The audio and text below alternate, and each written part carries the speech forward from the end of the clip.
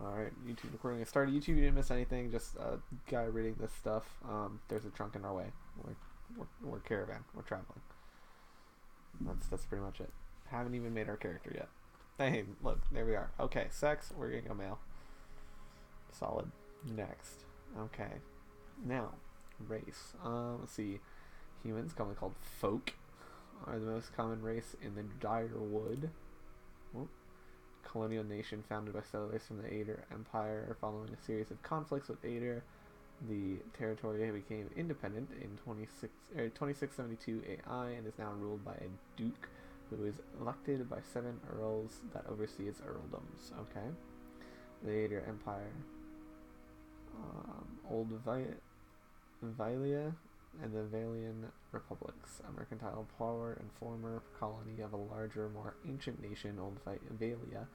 The republics lie to the south of Direwood and Irglanfath and are ruled by a duke elected by the Consaglia Asagia. Bad words. A council of 14 dukes, including its 5, most prominent, the Duke Bells. Okay. Though not as large as the towering Almao, I don't know how to say that. Humans are known for their strength and willpower, so resolve +1. What does resolve do for? Resolve reflects the character's internal drive, determination, fearlessness, and the emotional intensity they can project to others. It can be useful for mental intimidation, leadership, and convincing performances in combat. It helps characters maintain concentration and contributes to the will and deflection defenses. Okay. Hello, Natsu. How are you?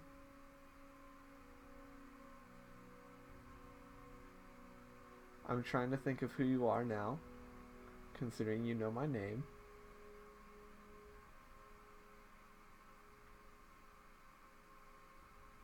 And I think I have an idea. I think I know who you are. Possibly. Anyway. And nope, alright. The person I thought is completely wrong. I have no idea. Who have I talked to recently about streaming at NBC? Oh gosh, I don't even know.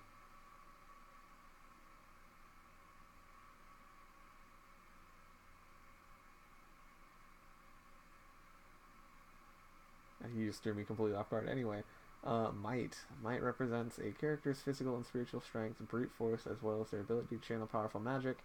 During interactions, it can be useful for intimidating displays and acts of brute force. In combat, it contributes to both damage and healing, as well as fortitude defense. Okay, so Might probably be good. Resolve sounds like if I want to do magic people. Okay, they get Might +2. Oh, that looks cool. NBC. The name leads me to think it's Adrian.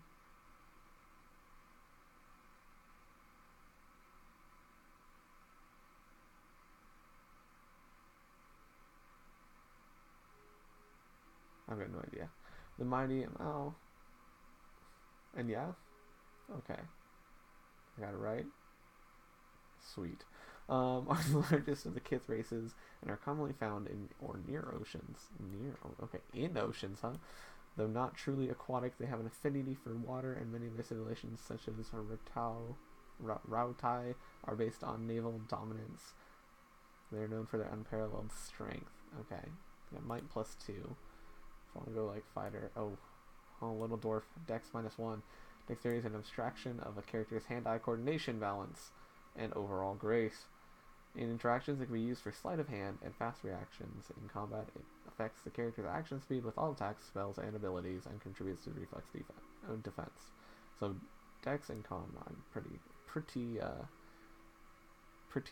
acquainted with playing D&D and whatnot. Constitution is a combination of the character's overall health and stamina, although it is not used much in interactions. It is sometimes checked to withstand pain or endure a physically taxing ordeal. In combat, it affects maximum health and endurance and contributes to the fortitude defense. By virtue of land covered and number of colonies settled, Dwarves are the most well-traveled race in the world. They are commonly found in the Direwood and the Vailian republics, and almost any colonized land. Dwarves are known for their great strength and tenacity, and their absolutely short personas. Perception represents a character's senses as well as their instinctive ability to pick up on details in interactions. It can be used to catch someone in a lie, to make an observant comment about their appearance, or to notice something happening in the background. In combat, it contributes to accuracy, the reflex defense, and grants a bonus to interrupt. Ooh, okay. Elves are the dominant race in the Ire Glanfath. Ire Glanfath, a territory comprised of the forest southeast of the Bale River. If you guys don't like lore, I am so sorry, but this is a lore-heavy game, and I love it. Populated indigenously by a group of loosely affiliated tribes collectively known as Glanfathans, and governed by a council of its 6 most powerful tribes. Ire Glanfath is home to a large number of ruined Angwithan sites which Glanfathans hold sacred. The ruins have been at the center of a number of large-scale conflicts with Direwooden colonists, whose settlements have often encroach on Glanfathan territory and who frequently seek to plunder the ruins for their relics. Anyway, dominant race in Ire Glanfath and the white that wends. The white that wends. Is this a plate? What? And are extremely common in the Direwood and Ader. Elves are known for their speed and intelligence as well as a commonly isolationist nature. Orlan. Oh. Okay. Orlans are the smallest of the Kith races, though many cultures don't consider them to be civilized at all. Wow. Racist. All notable for their large ears. Is that an ear? Is that what we're talking about? And hirsute bodies. Orlans are commonly found in Ire Glanfath, the Ixomital plains, and parts of the Direwood. They are known for their mental intensity and sharp senses. Resolve 1, -2, perception +2 though. Love the lore, awesome. Oh, dude, you look dope. The godlike are children of the Kith, civilized races, who have been blessed with physical aspects associated with the gods, though some do not consider it a blessing. These aspects may take many forms and often come with mystical powers. Aberrant head shapes are typical, and godlike are unable to wear protective headgear, as it is near impossible to find anything that fits. Because of their unusual nature and their inability to reproduce, godlike are often viewed with fear and wonder. Wow, no children for you, but you look awesome. Intellect +1, dexterity +1. Intellect represents a character's logic and reasoning capabilities. In interactions, it can be useful for deduction, sudden realizations, and problem solving. In combat, it contributes to the will defense and influences durations and areas of effect for all abilities and talents. That's nice. Yeah, I'm gonna go with godlike, just because they look sweet. This is a moon godlike. Alright. Oh. Okay. Alright, calm down there, emo child. Fire. Nature. Alright. Let's read about them. Death godlike are the most distrusted of their kind. Strange growths cover their eyes. Strange is one way to put it, yes. Or in some cases, entire face, giving them a sinister appearance. The growths are transparent for the godlike, but opaque from the outside, hiding their features. Death godlike are commonly killed at birth because many cultures consider them to be harbingers of doom. Ooh, okay. Death's usher. On certain dead character is killed outright and cannot be brought back. Solid. When death godlike attack an enemy with 25% less endurance, which endurance represents a character's short-term survivability. Damage that is not absorbed by a character's damage reduction goes straight to their endurance and health. Potions and healing magic, such as from paladin, priest, or druid, can restore endurance in combat. When a character's endurance reaches 0, he or she will be knocked out. A knocked out character can be brought back in combat through the use of a revive ability. Otherwise, characters will regain all of their endurance at the end of combat. Assuming they're on. Okay. Or less endurance, their damage is increased. Nice. Okay. The bodies of fire godlike often resemble hot metal, burnt wood, or stone. I'm This looks a little bit like wood up in here. Yeah, that's pretty woody. With harmless flames that erupt from the cracks in their skin, fire godlike are objects of both reverence and fear in the Deadfire Archipelago. Many locals believe they have the power to awaken volcanoes, or that killing one will cause a volcano to awaken. In the Direwood, fire godlike are often seen as a sign of the blessing of Magran, goddess of war, fire, transformation, purification, consumption, and trials, patron goddess of the Direwood, thought to have blessed the Godhammer bomb that destroyed Waidwen and possibly Aothas. Okay. Battle Forge. When reduced below 50% endurance, fire godlike glow like a metal in forge, gaining damage reduction and doing a small amount of fire damage to any creature who hits them in the melee. Okay. It might go fire. Sounds fun. Moon godlike are the most tolerated of the godlike, while their skin tone and a large moon-like growth on their foreheads may be strange to some, their appearances are generally considered more palatable by the other kith. Sailors have many beliefs about moon godlike and their propensity to bring luck, though there is little agreement as to what kind of luck they tend to bring. Alright, Silver Tide. Every encounter, when reduced below 75, 50, and 25 endurance, moon godlike generate waves of healing moonlight that restore endurance to them and their allies. Ooh. Nature godlike appear to be a fusion of human and animal features, often covered by plants, moss, or fungi. This has led to the common stigma that they are diseased and many are killed at birth because of it. Wow. So really, if you want your godlike to survive, it's these two. Okay. Many druidic orders have a keen interest in nature godlike because of their general curiosity as to how souls occupy animals, plants, and stones. You look kind of dope. Wellspring of Life grants a bonus to might, constitution, and dexterity when endurance. I'm gonna go with a moon godlike. I'll go with moon. Sounds body type. Oh gosh, because yeah, we're gonna be huge. We're just gonna be huge. Absolutely fit and just built. Let's. Oh gosh. Okay. Brutes, madmen, berserkers. Let's see, those city-dwelling people often use the term barbarian. I don't. I might go barbarians. When barbarians hit with melee weapons, they automatically make reduced damage attacks at all other enemies within a short distance of the target. They're very okay. I kind of want to be like a spellcaster. In every culture across Aeora, there are chanters. Many historians consider chanters to be the most ancient workers of magic. Their hollowed phrases stirring the collective memory of wayward souls around them, compelling them to generate magical effects in a kind of reenactment. In some societies, chanters form organized groups of storytellers and researchers, but in most parts of the world, they are just a time-honored part of local folk traditions. Phrases and chants. All chanters can continuously speak chants made up of magical phrases. Phrases produce passive effects and help build a chanter's power until they can use an invocation. Invocations, powerful magical effects that chanters can create after they have spoken a required number of phrases through their chants. Okay. Lore +2. Let's see. Lore represents the character's accumulated miscellaneous knowledge and trivia, often of occult or esoteric topics. Outside of conversations and scripted interactions, lore is used to activate scrolls. Higher lore values allow the character to use higher level scrolls. Okay. Endurance level is very low. Health is low. Accuracy is average. Deflection is high, though. But that doesn't sound like fun. What do ciphers use?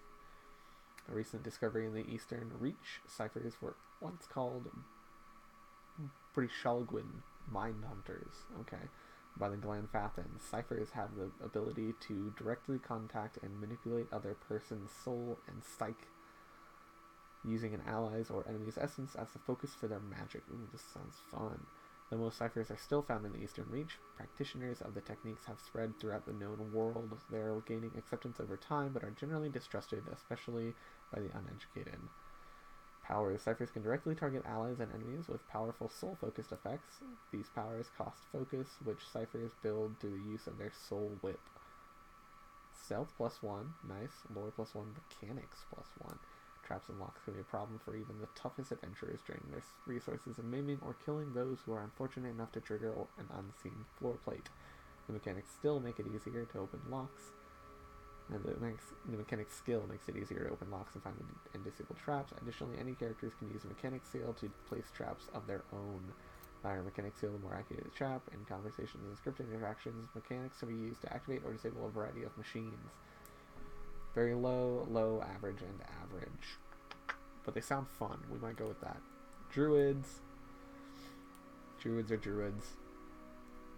Spirit Shift. All druids mastered one animalistic form. These forms give the druid strong melee abilities and grant additional power while the druid is shifted. Okay. Druids automatically gain access to an additional spells. Initially, their spells can be cast a limited number of times per rest. Okay. I don't want to do druid. Oh, druids. Their stats are not good.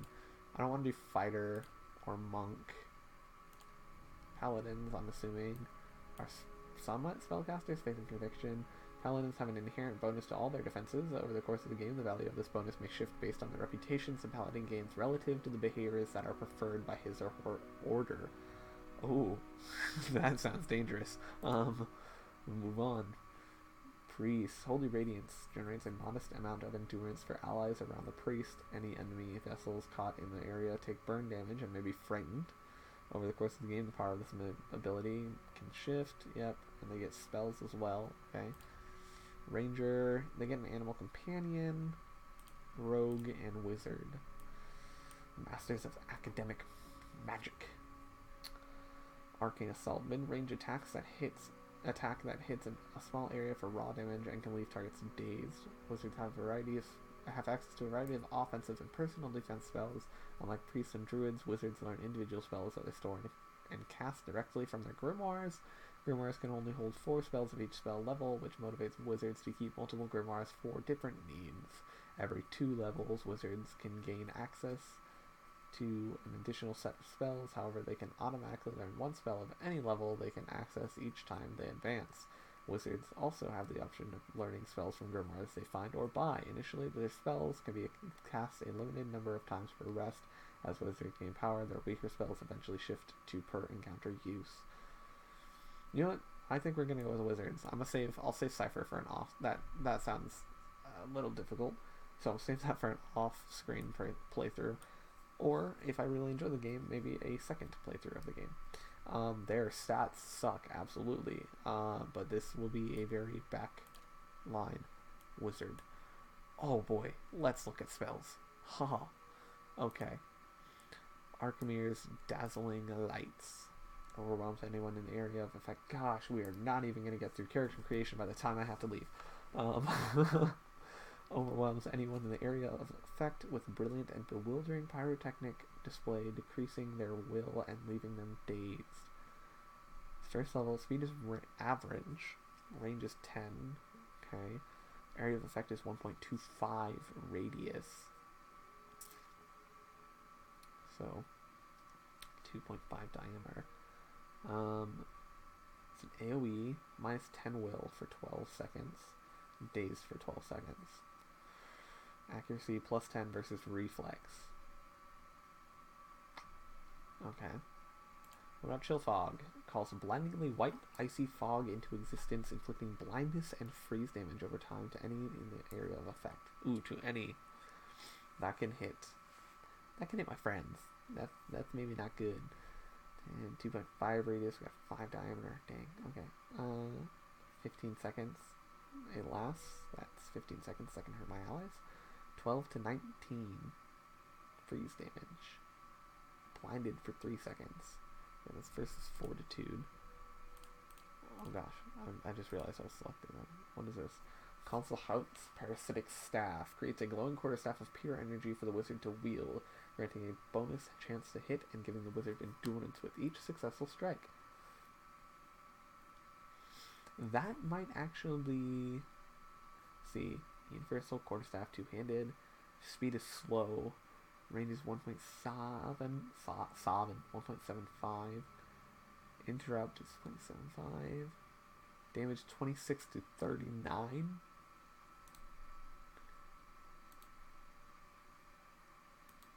Okay. Accuracy, deflection. Okay.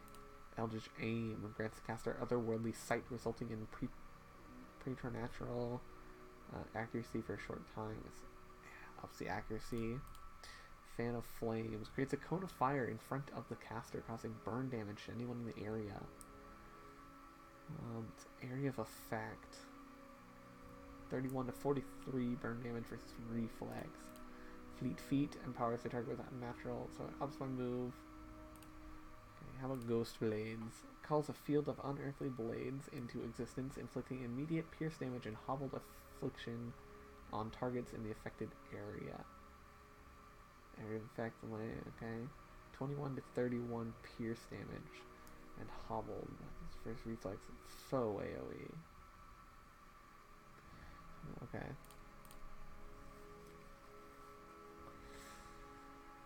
Bolt of Electricity jumps from the caster's fingers to the nearest enemy and then to the next nearest, causing decreasing amounts of shock damage.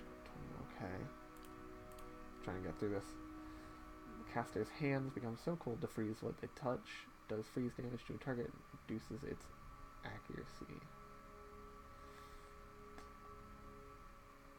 Kalikos, Sunless Grasp.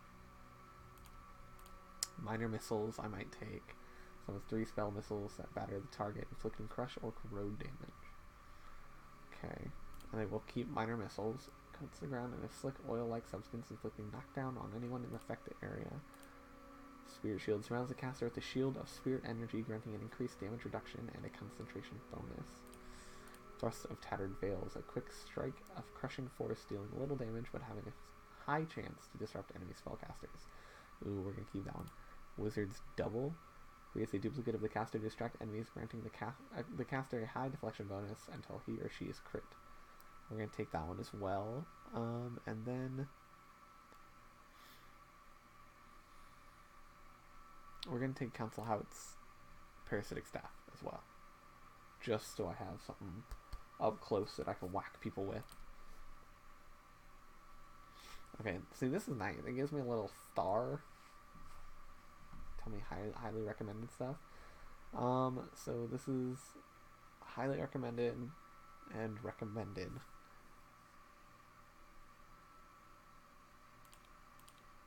Okay.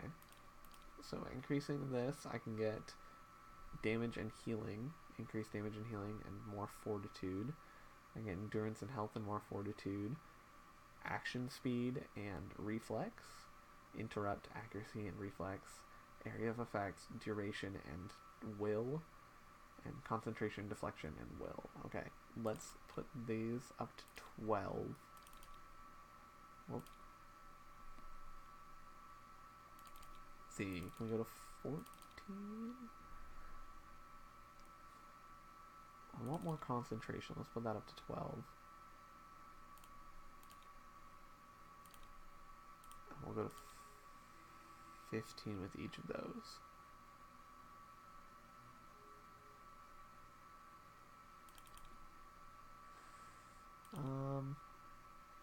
One more accuracy as well. We'll go up a little bit for accuracy. Okay. Culture. Okay, the Aether Empire is currently the largest and most powerful force in this part of the world. It is centered around the equator and has a tropical climate. Though the Empire has colonies in numerous areas of the world, Greater Aether is at its heart and houses the majority of its human and elven nations.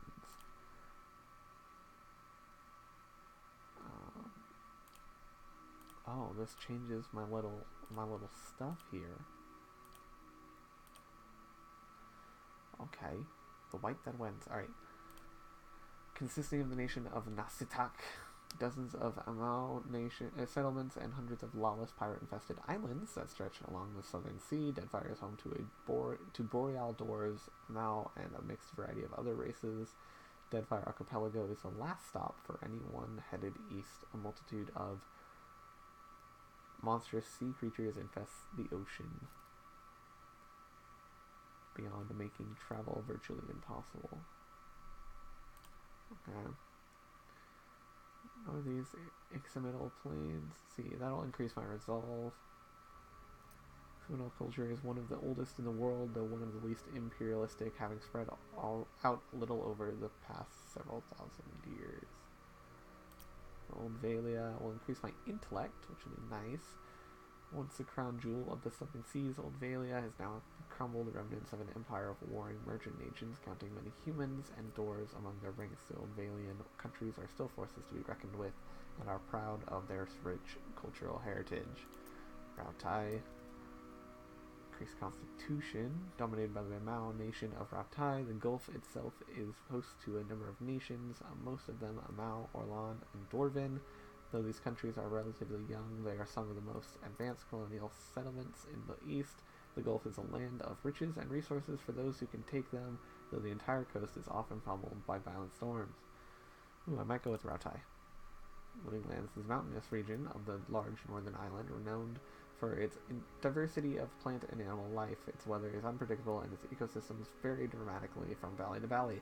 Living Lands are home to an assortment of races and a variety of colonial and independent settlements. Increase my might by 1. Increase perception. The White That Wends. A large, cracked southern expanse of polar ice, the White That Wends is home to pale elves and small colonies of daring explorers, outcasts, and adventurers. While virtually no plant life grows in the White, it is home to many hardy species of dangerous animals that forage from the sea or prey upon each other to survive. I'm gonna go with Rautai. God, there's so much. Ah. You've lived your life amongst the nobility. Your days have been marked by lavish meals and extravagant parties. Your conversations peppered with talk of pedigree and bloodlines. Lore +2. You never quite fit in, no matter where you go. Each new town is just a place to rest briefly before moving on to the next. You are more comfortable on the road, traveling the world. Stealth +1 and mechanics +1. Also, it fits in with the character I'm sort of going for. Your life has been spent as labor and spent in the study of your craft. You trained and prepared, hoping to hone your skills and apply your trade. Athletics 1, that's mechanics 1. Now, you've traded goods from all over the world, pairing items with buyers and of all kinds. Lore 1, mechanics 1. You've never known freedom. Shackles and chains have bound your existence, and someone has told you what to do your entire life. Athletics and survival. You've made a name for yourself as a troublemaker. Disrespect for authority and a lack of care regarding the rules are recurring themes in your life. Stealth and lore. You live for the thrill of the chase, whether you for glory or for sustenance. You have made your living taking the lives of wild creatures. Stealth and survival. No. Blade in battle is your way of life. You solve your problems by pulling out your weapon and applying force. Athletics and lore. No. For you, knowledge is relentless pursuit. You hoard each kernel of information as though it were precious metal, and time you don't spend learning is time wasted. I'm gonna go with that one.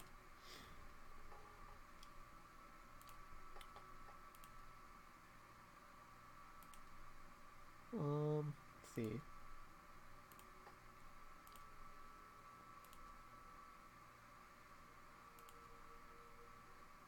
Do a little bit of color customization here.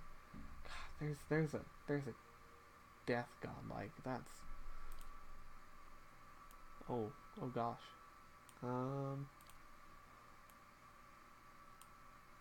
No, I like this one best. Let's see if we can't find a little better picture. Oh, that's terrifying. Hey, there we go. Okay, no. Is there not another moon?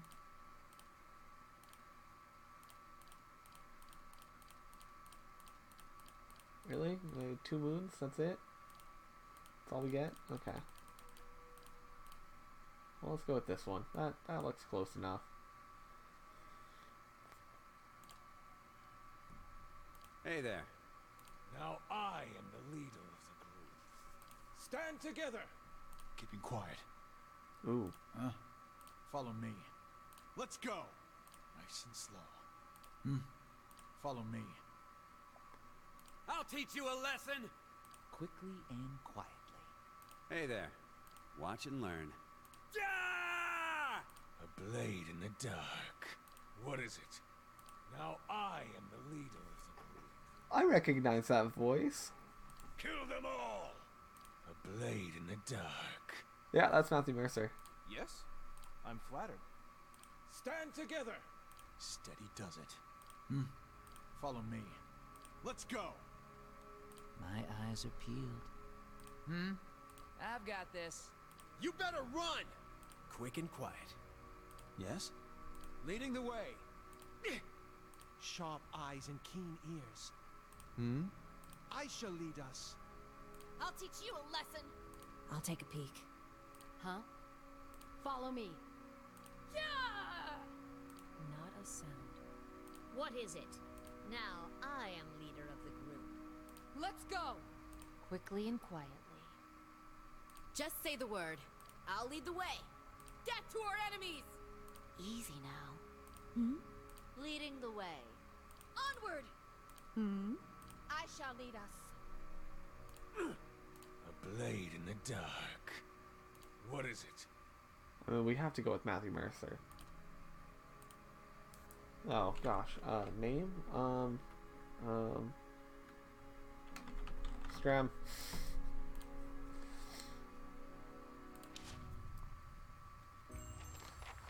That only took us 42 minutes to get through. Alright, new quest, the Guild Vale. Journey to Guild Vale. Look at all the people. Caravan Master Odema. The Caravan Master finishes addressing the group, his bushy red mustache and sagging jowls quivering as if for emphasis. Everybody stays close to the wagons, got it? Yes, Stay out of sir. the woods, and beasts take you if you were planning a stroll through those ruins up there. Yeah, that wouldn't be smart. He nods toward a blooming black mass on the hillside. The whole area's crawling with hut-dwelling types who'd be happy to stick an axe in you for trespassing. So mind that you don't track mud on their sacred blazing rocks. Tonight, everybody stays put, and in the Someone's morning being a we'll get little the racist. path cleared. Gilded Vale's less than a day out. Understood? Alas, the Caravan Master turns to you, frowning as he Touch of the looks rumbling over rot, you. could be. There's a stinging beetle around Rumbling your a lot, carries. huh? You'll be fine once it passes your innards. Unless you don't drink water, course. Which case you'll be dead in a day. Oh, great. There's a berry grows in these parts, small and pink, called a springberry. About the size of a fingernail. Give you cramps if you eat it, but the frontiersmen make a tea from it. Calms the insides. Should get you through the night. You might check around, see if you can find some. Meanwhile, I'll see if we can scare you up some water. I know you want to hunt before it gets much darker, but see about refilling our water first. Got a sick one here. Demo looks over his shoulder, and his assistant, a lanky, intense man named Sparfell, carries an old sun-bleached bow. Okay. That's who we just talked to. Sparfell nods and slides the worn bow over his shoulder. They grow on See. a bush that's common round here, kind of funny looking. You'll know it when you see it. Doubt Okay. you'd have to go far off the road to find one. Very well. Nothing you won't see on half the hills of Air Glonfoth. Money to be made selling their knickknacks in Defiance Bay, if you don't mind getting stuck with Glonfoth and arrows now and again. They didn't build them, but I'll be the effigy if they don't watch them like a mother bear. Of course, all the ones around here have been ransacked 10 times over. Actually, Got still nothing seems- left worth half a pawn, so I hear. Who Got did? different names for them. Settlers Shrugs. called them Ingwithans. Nobody that liked them enough to stop them becoming ruins, tell you that much. Not if you hurry about your business, and not if the weather holds up. He is concerned in his tone, but he does not elaborate. This time of year, rain mostly, and wind. But there's a different kind of wind out here time to time. Locals call it a Beowick, born out of the Beowick? ether, the spirit's path. Never seen it myself, never cared to. They don't got Adra where you come from? Well, it just grows up out of the ground like this. Goes deep like tree roots. Some of it all the way to the heart of the world, you believe the stories. It's more like a shell than a proper rock. Easier to work if you're a mason. Got all kinds of strange properties. Seems to have some kind of life of its own. Dies if it gets dug up. Loses its luster. Folks think it probably grew at one point or another, but not these days. The soul butchers in Defiance Bay use it for different things. The I've heard soul tell it can butchers? hold a man's soul, but I don't care to see it. Got enough to worry about without seeing something like that. Hold on. Take someone with you. I know you're not some helpless tenderfoot, not like most of this lot. Well, If you I'm drop a dead, squishy I don't mage, want to be so looking for the body. Got a schedule to keep. He scans over the travelers, resting his eyes at length on a sturdy, armor-clad woman who has spent the journey's nights sleeping on uneven ground without blanket or pillow. Kalisha! The woman looks up on her own time. He needs to find some spring berries. Watch that he doesn't drop dead. No promises. And there she is. What kind of guide says something like that? Kind you can afford. Don't listen to her. You're in good hands. And I pay too well, if anything. Off with you. Hayden should have small grain supplies. receives beneath his See that mustache, you're and he is equipped before stern you once head more. out. We're in harsh country. Get your berries and hurry back. And if you get so much as a tickle of wind, you drop everything and you run. Something in the air tonight. If it's a Beawick, we'll shelter in the ruins. Hut dwellers be damned. You heard the man. Let's get Welcome going to before Pillars you of keel Eternity. over. If this is your first visit to the world of Aora, you might want to watch these windows to become familiar. Yep. The party always consists of your character and up to 5 additional companions or adventurers. While the caravan is camped outside the Glenfath and ruins, Odema has assigned Kalisha to help you. Kalisha is a fighter, a class that excels at close quarters defense. Use her abilities to complement your own. Select a party member, click on their selection circle, their portrait, or press the number. Move, click anywhere on the screen. When multiple running the action bar is hidden. Okay, perfect. Now, is there a button that... Haha! Gotta love the buttons that show you everything you can click See on. it done.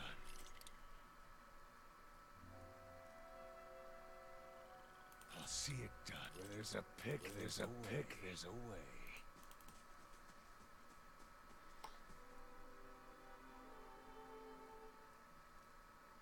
I'll see it done. Alright, I'm assuming I don't have any lockpicks. It's fine. What do we got in here? Their wooden cloth. Or clothing, I should say. Not cloth. Ooh, lockpick. Look at that. It's finished. Oh. Potion of minor endurance. Okay. And yep, I will bring up the inventory. I have mail armor on? I can wear that? As a wizard? Heck yeah. Okay. She got scale mail. How is my...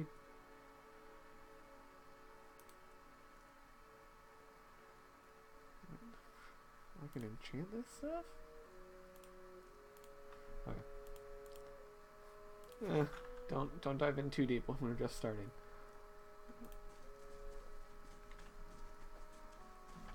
Anyone need supplies? I've While got a sundries neutral for sale. friendly, you can interact with them by clicking on their selection circle.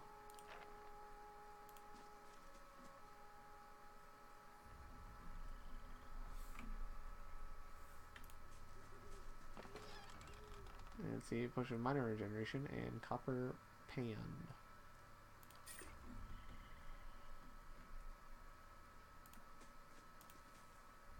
You see a man wearing simple but mostly neat clothes.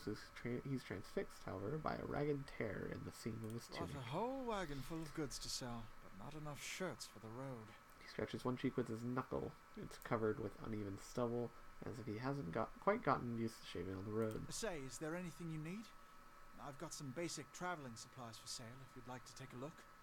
I'm a trader, originally from the Adir Empire, but I've been trying to establish new business out here. Life on the road has brought some unexpected challenges, to be sure.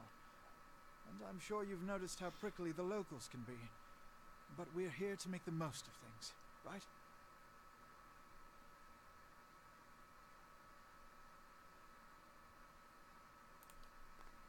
Well, that's Something else you exactly- need? Looks like it's not as big as it used to be, but it's still big. The mainland is a continent northwest of here, but the colonies used to include Raed Saris and the Deerwood. About 150 years ago, Deerwood won its independence from the Empire. A fact our companions are quick to remind me of. Well, it gives you a lopsided grin and nods at the other scattered caravanners. Because it seemed friendlier than Raed Saris? One. My brothers took over the family mercantile business a few That's- years ago. Sam Regal. There wasn't enough for me to do back home. I moved out to try and expand. He shrugs. Deerwood is a former Adir colony, so it seemed like a good place to start. And as much as I admire the Ridsarans' work ethic, they've always struck me as a little fanatical. out here. I'm just taking one day at a time. What do you got, my dude? You got plenty of stuff. Okay, cool. I'll give you that. There. You're welcome. Thanks for the money, my dude.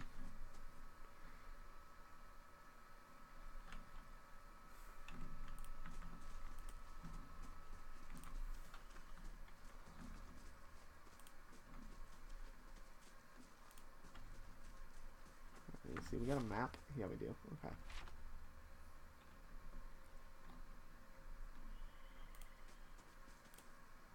Fallen tree doesn't budge. Sap oozes from the jagged wound in its Not trunk. looking forward to trying to lift that thing tomorrow.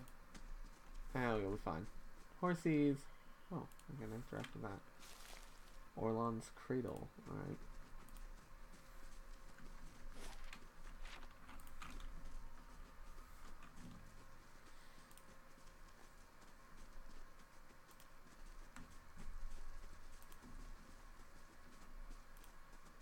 These tall glass green pillars appear as if they have sprouted from the earth. The flickering fire sets shadows dancing within.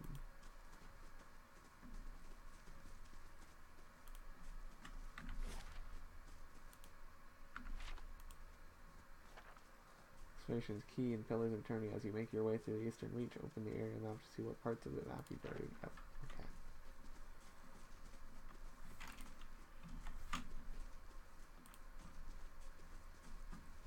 Oh, look, a deer. Oh, look, a dead person. Travelers maybe, or looters, or bandits. Bad sign, any way you figure it. The corpse is cold to the touch, and their ripe smell wafts from it in putrid waves. A dark, crusted bloodstain besmirches its simple linen clothing. This dude's got some stuff on him. A little bit of leather. Another lockpick. Awesome.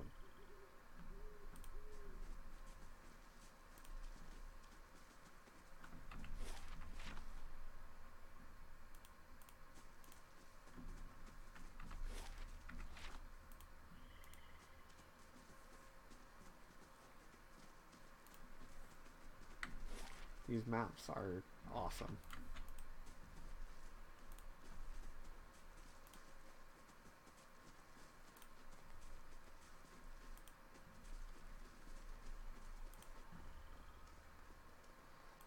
Let's go over here.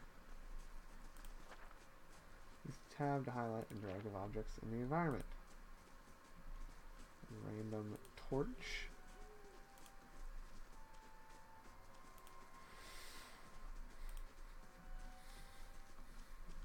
A campfire. This is recent. Not good. The footprints around the campfire are indistinct and may have been here for days or longer. Oh, look, booze. I got beer. Alright. Oh, more mushrooms. Dire cap.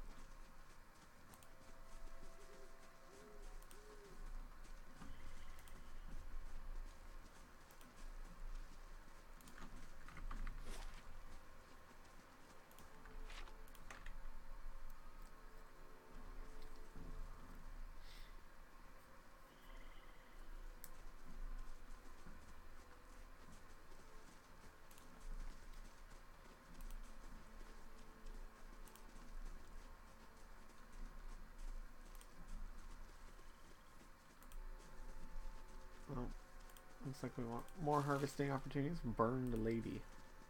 Alright. Let's check by those outcroppings. Yeah, let's do it. Oh, look, it's a young wolf. Combat uses a pausable real-time system. Because you will often manage more than one character at a time, it's a good idea to pause. Yeah, okay. So, this is where we get tricksy, you see. We have spells here. Okay. Arcane Assault. Unleashes a bolt of magical energy from the grimoire that inflicts raw damage. Okay. Yes. What is this? Second wind. Okay, can't do that. I can just blast it.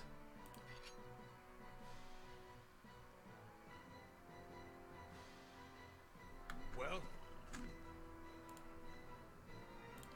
We'll save. What do you do? Knock down. Okay.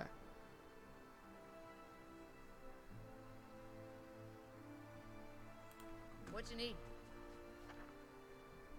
One of your characters has been engaged in melee. When characters are engaged in melee, they immediately stop moving. If they move again, they will provoke a disengagement attack from the enemies engaging them. Characters will also automatically engage enemies when they initiate attacks against them with melee weapons. Well, I don't want you to... Ow. Yep. All characters in game, friend and foe, have 4 primary defenses against attacks. Deflection, Fortitude, Reflex, and Will. These defenses are based on the character's attribute levels. Accuracy is compared to the appropriate defenses when an attack is made. If accuracy is below the targeted defense, the attack suffers a penalty to the roll, and it is more likely to result in a miss. If accuracy is above the targeted defense, the attack is more likely to result in a crit. All attacks that do, they have damage reduction, yep. Okay, get away, my dude. Sometimes a weapon or spell simply isn't well suited to penetrating an enemy's damage reduction. When the attack hits, the DR will wipe out all but a small percentage of the incoming damage. You'll hear your character complain about it when it happens. Take heed of the damage type that's being blocked and switch to a weapon or spell that does a different damage type. Okay.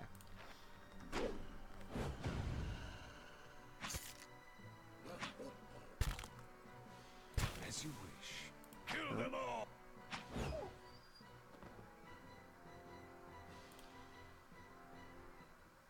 Awesome.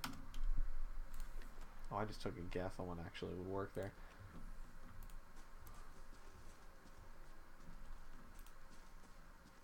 This is it. Perfect.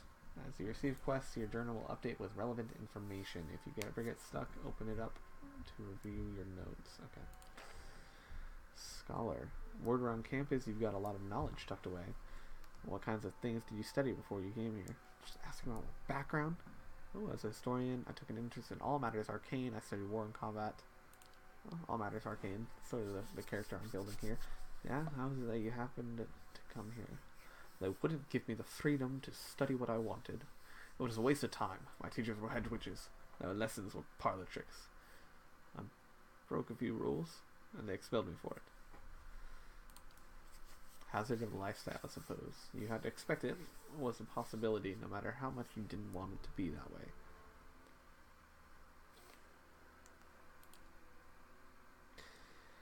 Kalisha breathes in her surroundings. It's been a long time since I've been this way, but I always did like it. Lord Raedric's offer makes a girl think. I'll give him that. You here to settle like the rest of the lot? It's hard to offer up. It's a hard offer to pass up. No, I'm just passing through.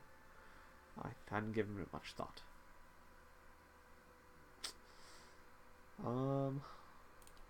Yeah, you don't find many offers like it in these parts, believe me. Got some big plan in store. I'm going to settle here and start a new life. I'm going to lay low here for a while. Try not to draw too much attention to myself. Getting filthy rich. I have no idea what I'm going to do next. Well, who knows? Raedric pays well enough. Maybe we end up neighbors. Anyway, I'm wasting time here. A demo will give me an earful. Let's be on our way. Why are you here? Kalisha sighs unevenly. Her eyes search the ground at her feet. My sister moved out here some time back. She sent me a letter. She seemed worried. That's how she always is. This time, though, she asked me to come out. And that's got me a little worried. I haven't seen her in ages. Been doing guide work in Ixomital. But I'd do anything for her. She's a much better woman than me, so I'm here and we'll see.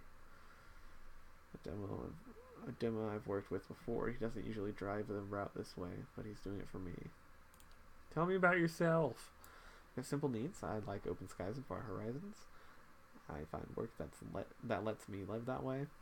My family wanders too. We started in Direwood, but my parents ended up in the Living Lands. I've got a brother in Rautai. Yeah, that's where I'm from. Another in Adir. My sister in Gilded Vale. She's the only real homebody. I'm not much for history, but from what I know, it used to be part of the Adir Empire. Broke off after a war some years back. The locals here are feisty, and that's how they like it. Alright, let's get back to camp. You know, I wouldn't hold my breath that Sparfell's getting you water anytime soon. He does what he likes when he feels like it. We should check up on him first. Slap him around a little. The stream's just down that way. Come on, let's get you your water.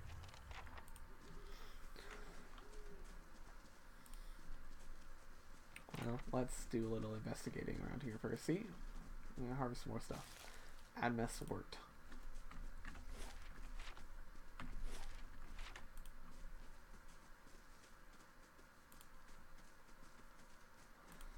Alrighty. Let's go to the stream then.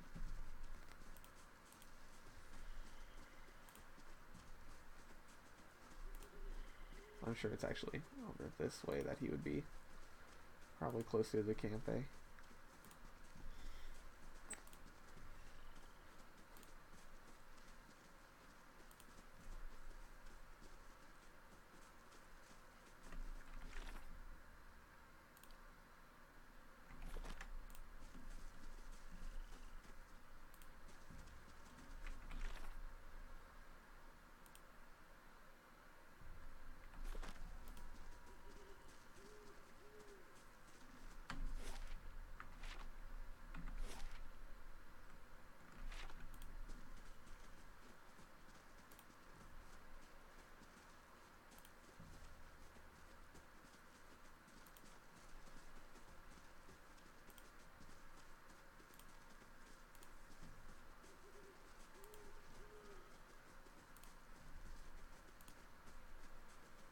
He's probably still back in the camp.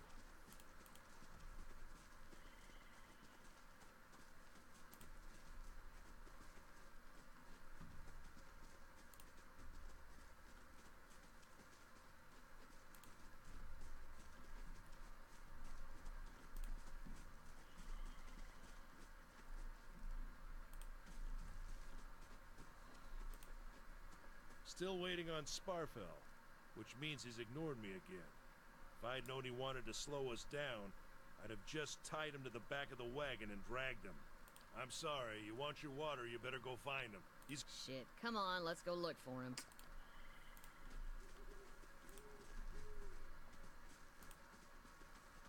Damn it, Sparfell.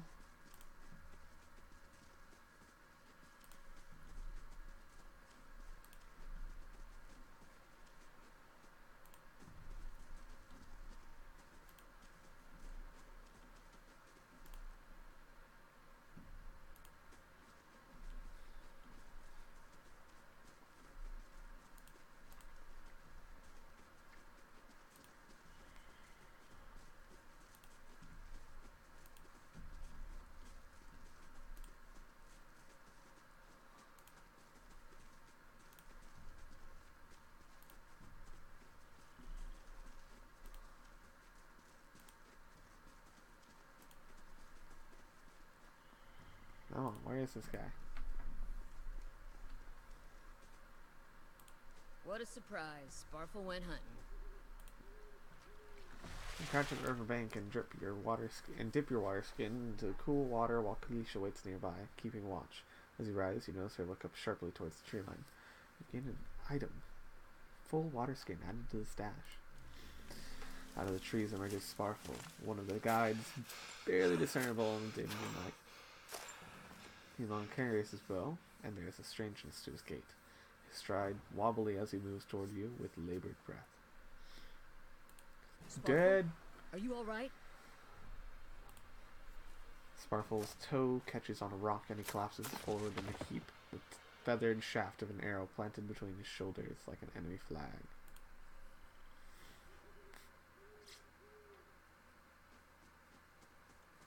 Ambush!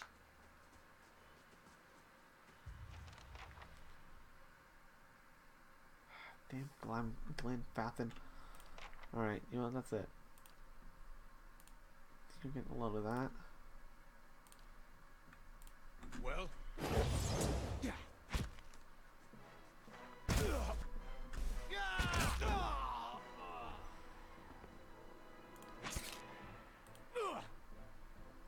You scored a crit. Oh, nice. Come on, we have to get back to camp. See what we got from him. We got a hunting bow and hide armor.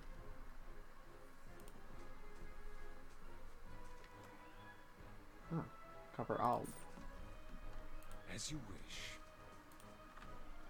Oh, Matt Mercer's voice is so gorgeous. Everyone's dead. There's a combat.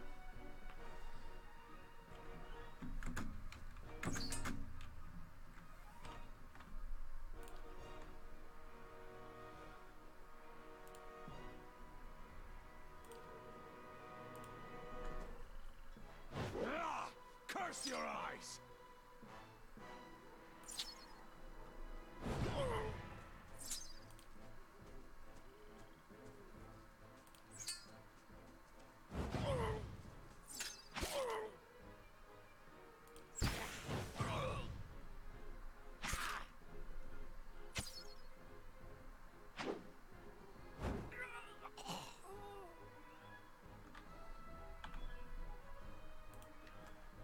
More bow, more hide armor, coverall.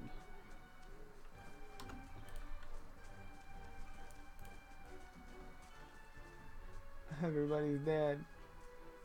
Hell didn't know. All around you lie the massacred remains of the other travelers, peppered with arrows and knife hilts. Splayed and bug-eyed and filthy.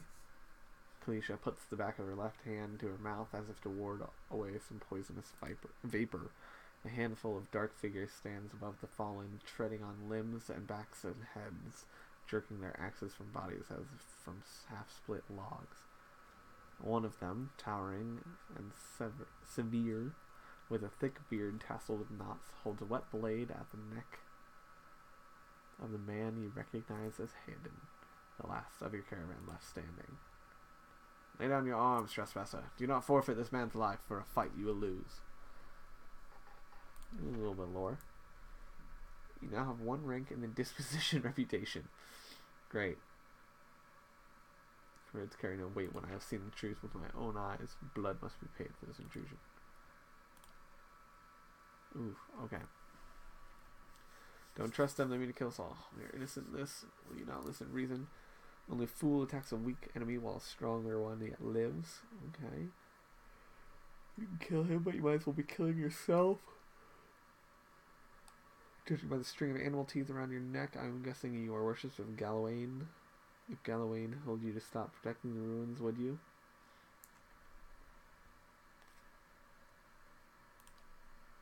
The man frowns and motions as if to swing his axe. Hayden winces, but the blow never comes. Instead, the man cocks his head, intrigued. Of course, but he would not. It is by the command of all the gods that we accept this charge. How do you know? Because it's consistent with their beliefs, or because it's what you were told? Man glares. It has always been known by people. I see. And what of Galawain's edict? That weakness and age must be purged by youth and strength. You think Galawain would want some moldy, crumbling stones to survive long after their builders have turned to dust? The man's nostrils flare as he fumes. He would not. He told us otherwise. I'm sure he did. Just not you personally. Well, why would that stop you from killing innocents? Distracted, the man's grip falters on his axe handle, and he nearly fumbles it, affording Hayden the moment he needs to dodge out of his swing, which comes too late. Howling with rage, the man charges you instead. Yeah, well, guess what? The man's about to get a freaking face full of Minnaletta's minor missile. Hey, have at him. Hayden, oh, my boy Sam Riegel, blinding strike, a dirty attack that makes the opponent unable to see. Yeah, you get back at him. Absolutely. What are you? You are a... Where's your class? Hayden. Where's your class? Hayden, my boy. I don't know who you are. There we go. You're a rogue. Okay. Yes.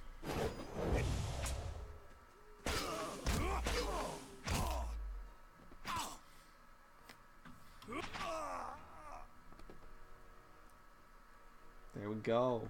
That's how you do. wish. The enemy lies supine on the ground, unable to rise. His companion is now silent among the other dead. His breath comes in wheezing, fitful gasps. He looks not at you, but at the sky above. Forgive us. Barely audible beneath his choked sighs, a whisper of wind stirs the air. At this, the man's eyes roll back as he closes them. Good. Good. The gods are just. A queer smile crosses his face. I am ready. The wind begins to swell, whipping around the camp, electric and volatile, upending pots and rattling tents like an angry spirit. You can feel it begin to stop beneath your skin. to seep beneath your skin, and when it pierces you, it feels as though it's rending you apart from within. Seated against a wagon wheel amidst the howling maelstrom, slashed across chest and bowel, Odema's body stirs, and with great effort he raises his sagging head, his eyes barely open. He looks directly Get at inside! Run! you. The Bewick.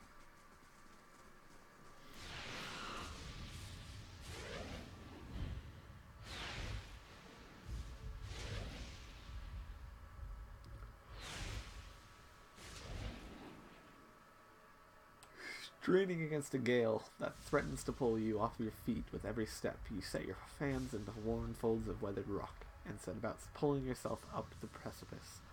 With a last burst of energy before your arms give out, you swing yourself up onto the ledge. Hayden trails behind you, slowed by injury and delayed by early hesitation. As he nears the face of the rocks, one of the fallen attackers who had been feigning death lunges for Hayden and topples him onto the ground. Restrained, Hayden lashes out against his fatigued assailant, but struggles to break his hold. They are close to you. From your position, you would have a good chance at hitting your mark.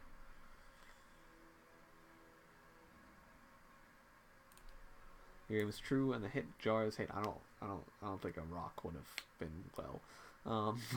And the hit jars Hayden loose, lurching to his feet. Hayden clambers up the base of the rocks. As he nears the top, however, the wind flares, pulling him sideways and tearing one of his hands free. But diving out onto the hard rock, you manage to catch hold of it. Securing his other hand, you pull with waning strength, and it feels as though your arms will be jerked from their sockets. They hold just long enough for Hayden to set his feet and join you on the trembling ledge. There's a deep resonance to the swelling wind now. You feel it in the rocks beneath you, your feet, and inside the cavity of your own chest, as though it would shake the marrow from your bones. Each new gust menaces the old stones before you, loosening connections, unsettling balances. As you dart beneath the old archway, the entire portal begins to fall beneath its own weight.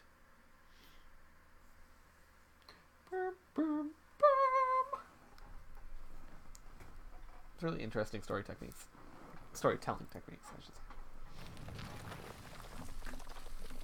Was that? A Bewick. Had to be. Then we're lucky to be alive. And we're the only ones. We can't stay here. There could be another collapse. We're not getting out that way anyway. Let's get further inside. Awesome. A moment's respite. That quest is complete.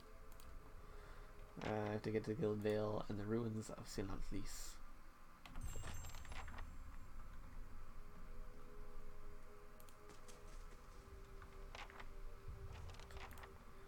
A lower level of the ruins has been blocked off by fallen rebels. For a second, like, these little parts here look like bones. I was like, is that a slime that is ready to attack me? That should be far enough. And his chest rises and falls What visibly now? with each breath. What now? What? You We get some look for another freaking way rest. out. Storm has to die sometime. Kalisha shakes her head. Windstorm. Of a kind that they only get in either Glanfeth. Not too many people live through them, so it's hard to know what's true. The Glanfathan word is Bewick. To them, it's the gods' way of reaping the souls of the land that couldn't find their own way out. But they'll take a living soul as soon as a dead one. Still got yours? Yeah, I got mine. Glanfathans, those would be the hut dwellers Odema warned you about. Look to be the fangs of Gallowayne, who are the twitchiest of the lot. They go to ruin looking for fights with colonists. Poor Odema. I think he half expected this once we lost the main road. I don't believe that. Odema would never allow it. But as much as the fangs are hotheads, Glenfathans don't attack without being provoked. Either they saw something and got the wrong idea, or she goes down the passage beyond. Or there's looters in here with us. That's not something we need right now. Kalisha's lips press together and her chin rumbles. Her voice is faint. The wheels got hold of them now. She looks up. Gods grant them better luck in their next lives. Looks you in the eye, a volatile current running beneath her voice. Maybe you just don't know me enough to know what upset looks like. And maybe I've seen worse too. Seen worse and kept on walking because there's nothing else to be done. And because there's other people who you care about who still need you. Let's get going. Dang, girl. Alright, let's go this way. Now let's go further this way. A trembling, sickly creature emerges from the dark, clutching a spear. Knobby elbows and thin ribs show through its scaly flesh, but you recognize it as a Zarip. It watches you cautiously, breathing in ragged sighs. The creature cocks its head and approaches you, a soft clicking sound emanating from the back of its throat. The creature sniffs around you and finds nothing of interest. It steps back and resumes its defensive posture. The Zarip recoils, fingers still wrapped tightly around its spear. The creature cocks its head and approaches you, a soft clicking sound emanating from the back of its throat. It sniffs and nothing.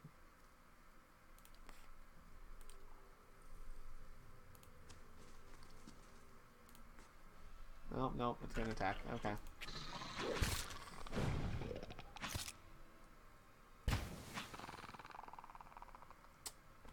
I thought it would just let me go.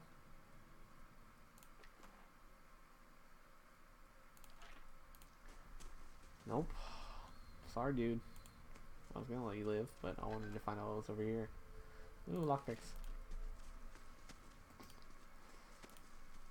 Wait. Do you hear that? Nope. Crossbow, leather armor, Ingwithin relief gem. Brilliant blue gem has been sculpted to look like an eye. Okay.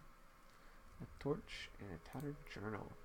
Small folio is torn into several places, and blood is soaked into several of the sheets. One later entry is still legible, however. I can't believe my luck. A few rounds of dice, and I've got my hands on a genuine Ingwithin artifact.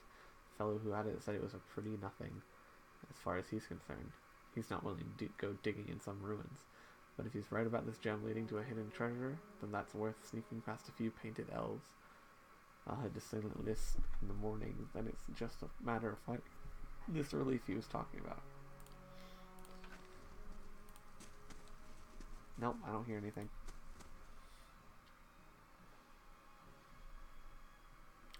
It's a Scolder whelp, huh? Let's see what we got.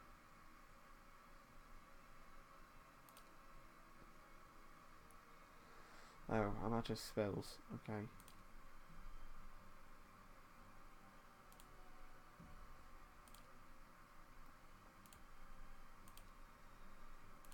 What is it? Yeah, that should have known it would have moved. Bollocks.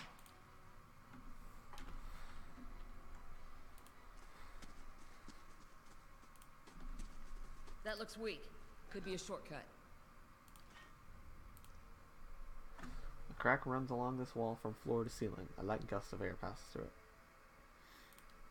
Despite the damage, the stone looks heavy and solid. Glacier pushes with all her might, and a crack begins to spread. Finally, the ancient masonry gives way. The wall crashes down, revealing a circular room ahead. Take a look at the wall. What?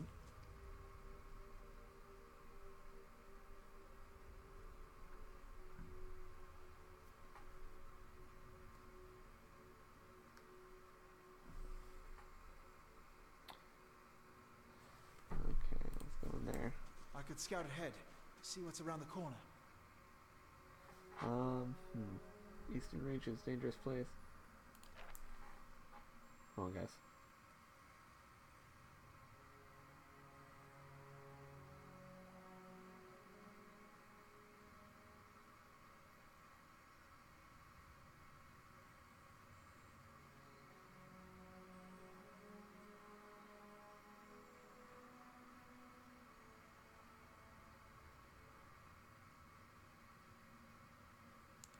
Okay.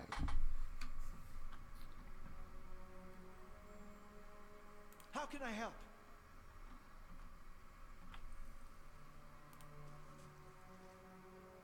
Scouting. Be quiet. Alright. Let's go, Sam Regal.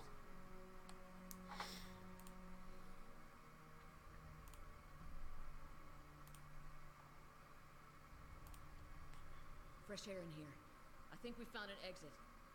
Sounds like the storm passed, too.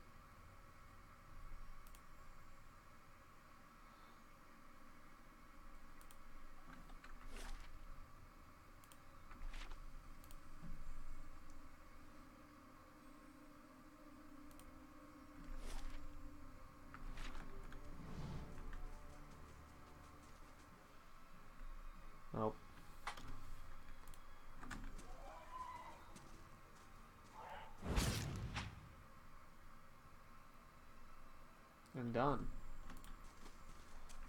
Exploded into pieces.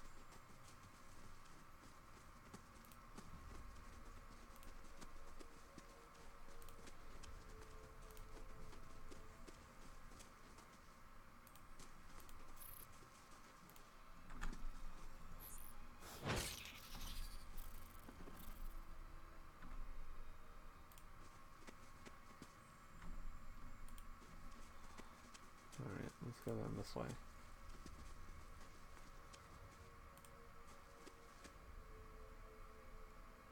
Uh-huh.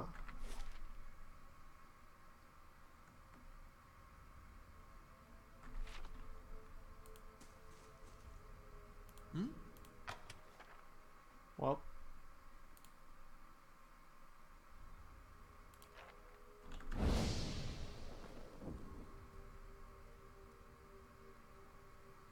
As you wish.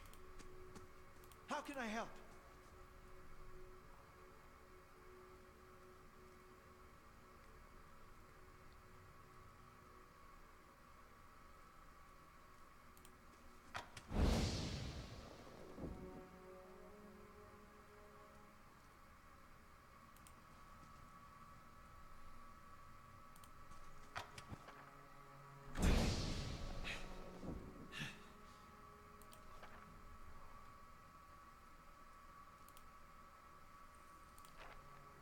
As you wish.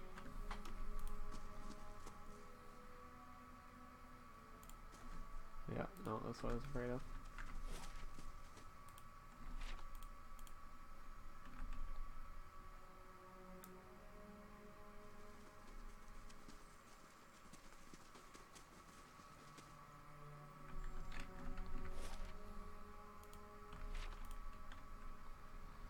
Okay, let's just not, like, step on that all willy-nilly, huh?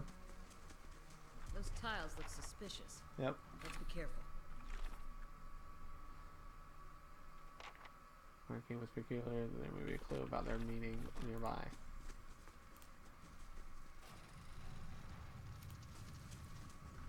Those symbols. Just like the tiles. Symbol of a patterned circle is inscribed on this pillar. An unlit brazier sits at its base. Could be lit if you had the means. I'm not fire god like though, so I can't.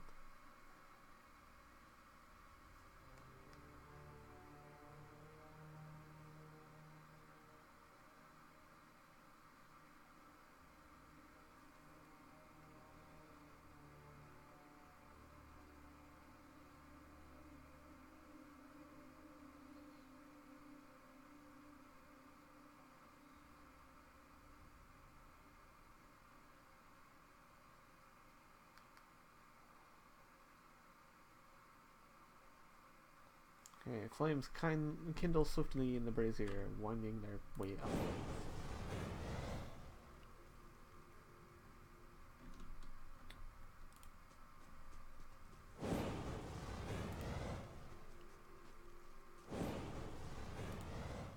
Alright, let's just keep lighting, shall we?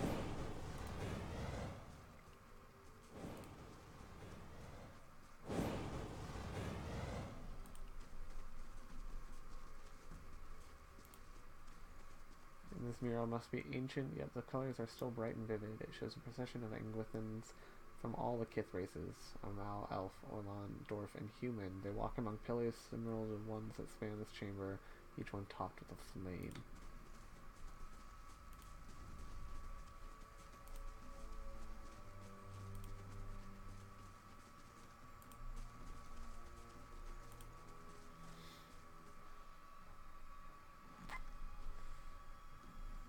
No prisoner!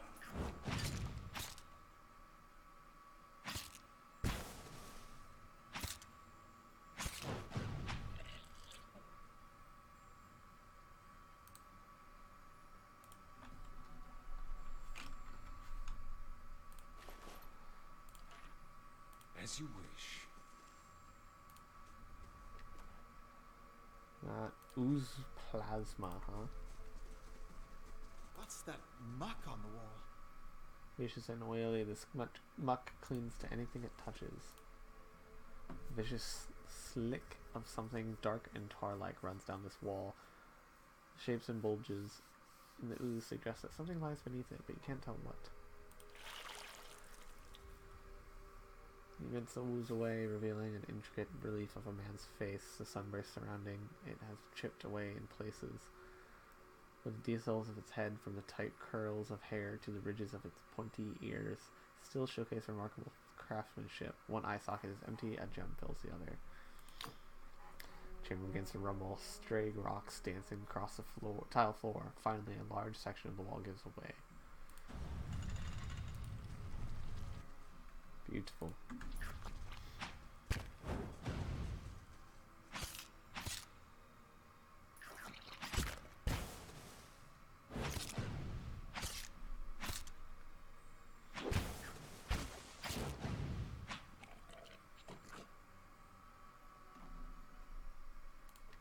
Go. Ooh, minor cloak of protection.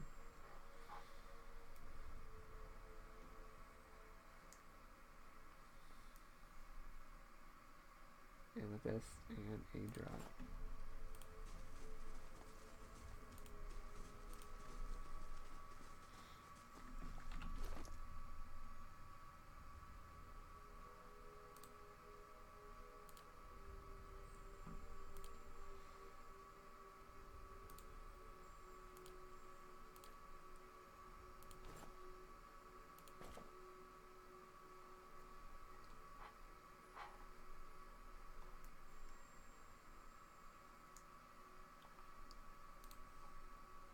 +5 fort, reflex, and will. Nice.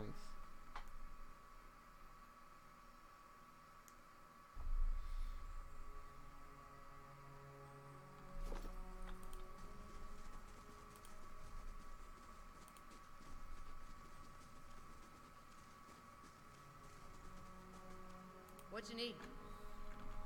As you wish.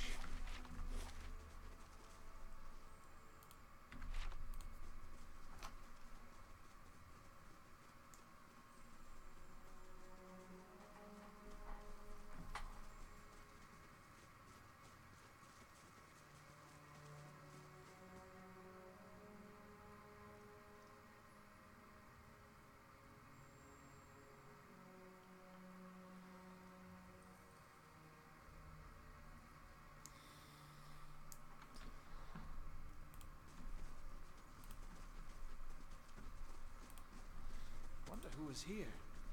See if they left anything useful behind. Let's see. Oh, camping supplies and a hammer and chisel. So some camping supplies. You can use these to rest in the wilderness or dungeons, fully restoring all of your character's abilities and health. Easy difficulty allows you to carry more set camping supplies, but hard restricts them severely. If you fully run out of camping supplies, try to find an inn. Most have cheap rooms available.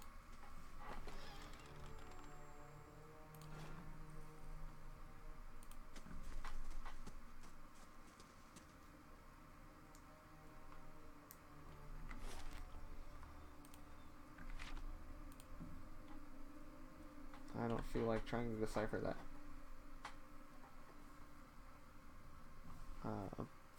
puzzle, so I already found my way around, so that is what we'll do.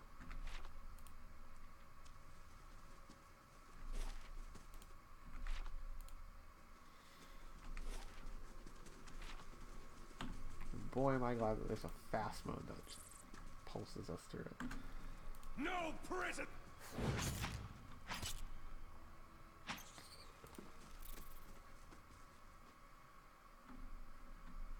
Ooh, there's something to look at over here. Bats are as large as what? Chickens are strung on the web. Okay.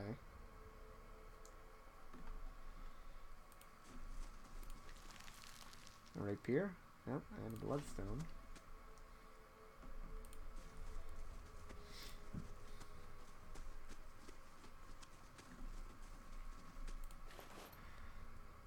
Nice helm.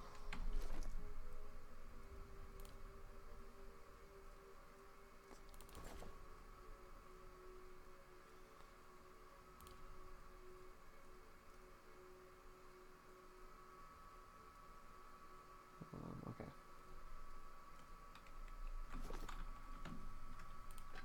in there? Ooh, Jasper and an agate.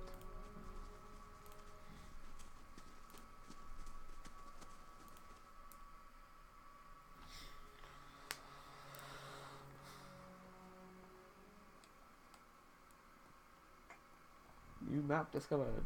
Sweet.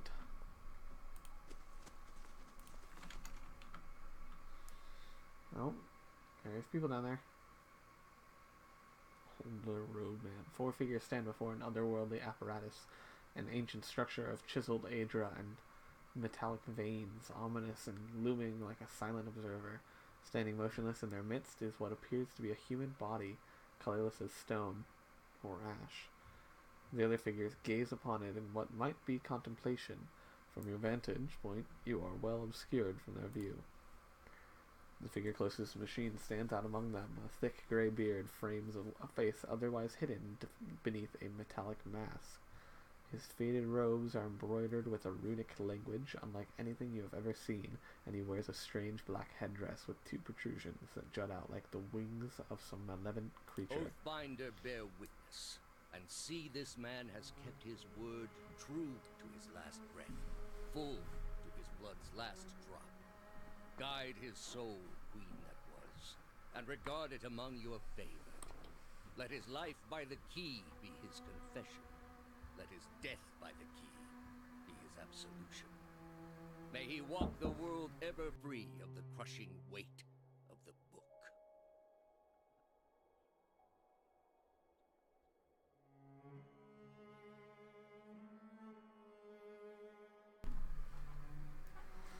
Right. Your brother has done his part, and you have seen the power of his contribution. I will accept no further hesitation from the rest of you.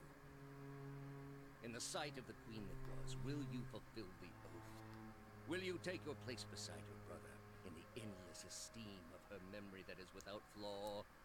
Step forth, and be assured of the great worth of your life's course.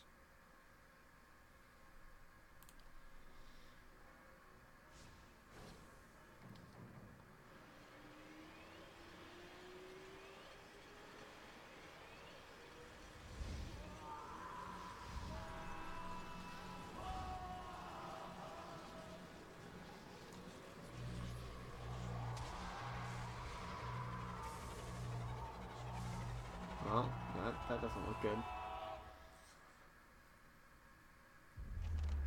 For an instant, the apparatus goes quiet and the air is still. Then, all at once, it erupts with a concussive surge. Light floods your vision, and you are knocked to the ground. Your head snaps back as you land, and pain wells into the back of your skull, washing your thoughts away into the black, unconscious void. You open your eyes to a different place, another time. You stand in a circular room, grand and domed, its walls lined with Aedra and trimmed with copper. The style is ancient, but the chamber is unweathered. At the far end, a great pillar of Aedra pierces the floor from below, its shimmering texture giving the illusion of boundless depth. Encircling the pillar is an apparatus much like the one you have just seen, but immense and multifaceted and intertwined. Your thoughts are yours and not yours, and they seem to exist before you think them, and they are all questions. Pressing questions, troubling questions, questions that must be answered, or at the base of the pillar now, you see a man with a thick gray beard and ceremonial robe, crowned with a strange ornamental headdress. You know this man. You are walking towards him now at a pace that is hurried while trying not to appear so. You have something you want to ask him, one question above all, and the question spins madly in your mind.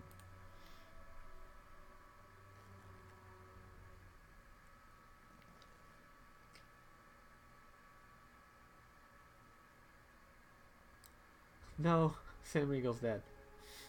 You awaken to find your malaise as broken, only to be replaced with something far more concerning. Faint whispers are audible at the edge of your hearing, like a ringing in your ears that does not subside. Movement flits through your periphery, but when you turn to look, you can see no sign of whatever it was. You find your gaze regularly darting this way and that, an involuntary paranoid tick. If this is a sickness, it may be dangerous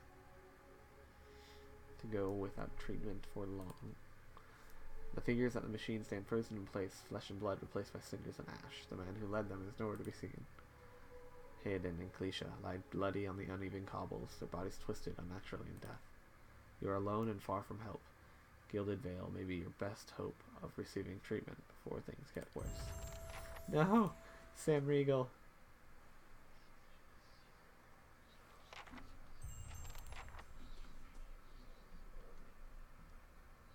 Can I... There we go. I'm no pack mule. Let's offload this junk.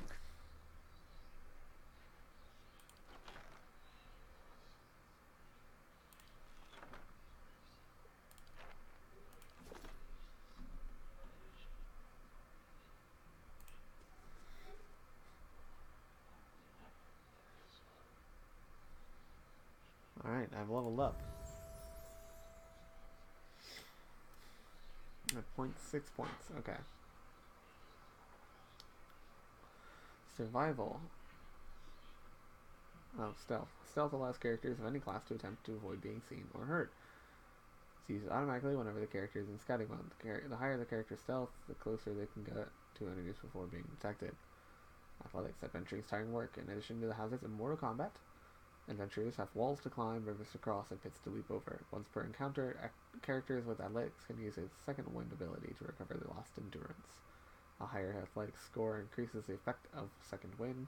In conversations and scripted interactions, athletics is used for physical feats like climbing, swimming, and jumping. Lore is good. Lore represents a character's accumulated miscellaneous knowledge and trivia. Often, yep, okay. Mechanics we know about. Survival. Survival allows characters to choose from a variety of long-term bonuses each time they camp. The first 6 ranks grant the following bonuses. Damage reduction. Receive multiplier. Bonus movement. Accuracy bonus versus creature type. Increased consumable duration. Bonus damage versus flanked enemies. After the 6th rank, the previously earned bonuses become more powerful in the same order they were received. Survival can also be used in conversations and scripted interactions that involve wilderness and challenges or specialized information about nature. Okay, so let's put 2 in that. Put 2 in that.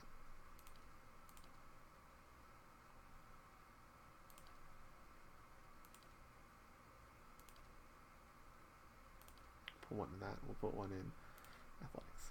There.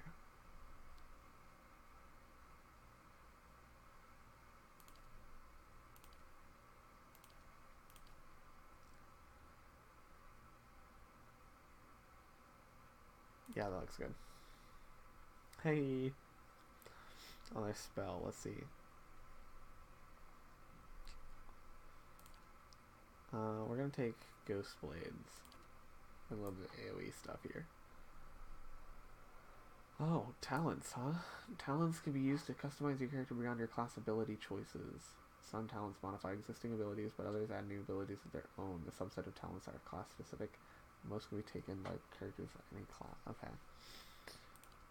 Arcane Bow. Conjures a protective shield of magic, dramatically boosting the wizard's deflection. Allows the wizard to smash an enemy with a grimoire energized with spiritual energy, causing large damage and knocking the target back. Blast. It generates a blast on the target when using wand, rod, or scepter, doing a modest amount of damage to all enemies in a small area around the target. Ooh, that would be good. Oh, that's a lot. Yeah, we're just gonna stick with blast. There. We'll level up there. Too bad Sam Riegel's dead. We want to review their statistics.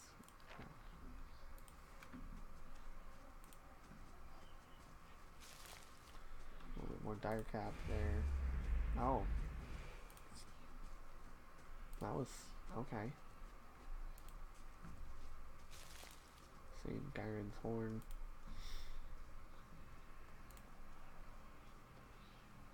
Vessel Flesh. Pilgrim's Crown. More Vessel Flesh. A woman getting burned at the stake.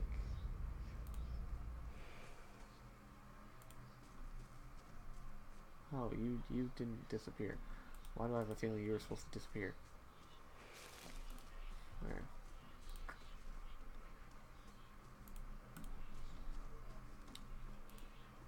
This massive structure is formed of stone, Adra, and copper, and covered in strange glyphs. The air around it vibrates with an unusual energy.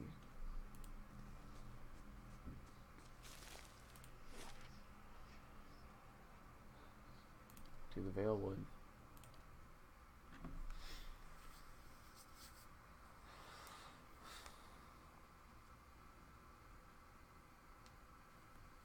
Enemies will find us dead on our feet. Alright, cross the Veil Wood.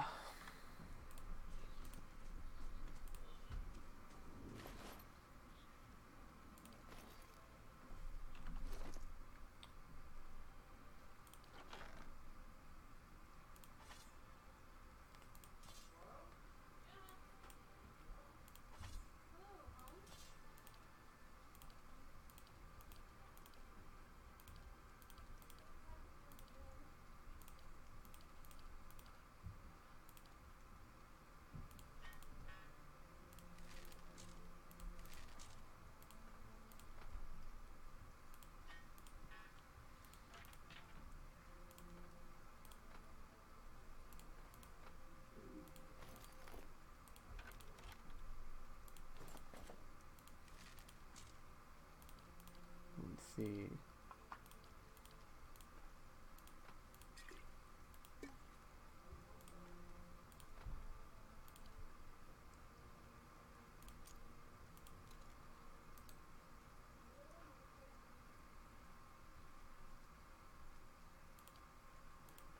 I'll keep those on me as well.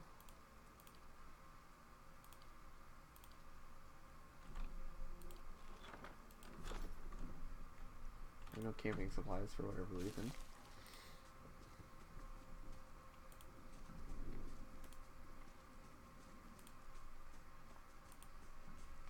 Oh, there's a person there. Hello? No? Okay. I believe I'm seeing ghosts.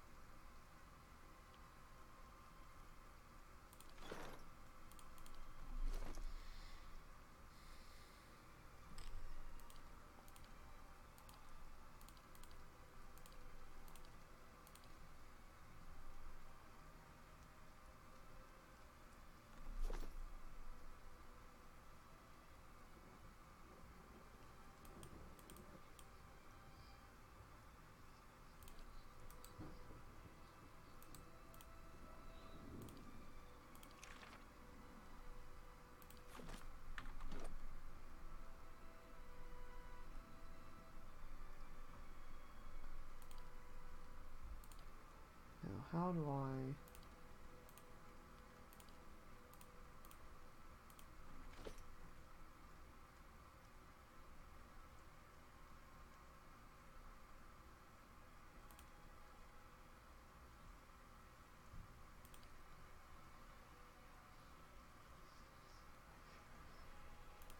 no.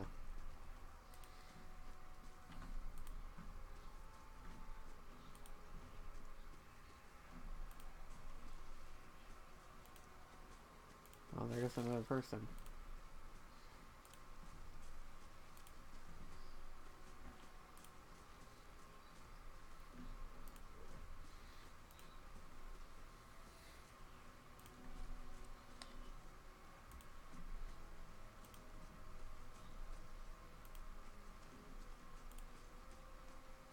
This shattered piece of a crater strewn across the dirt, along with a few muddy vegetables.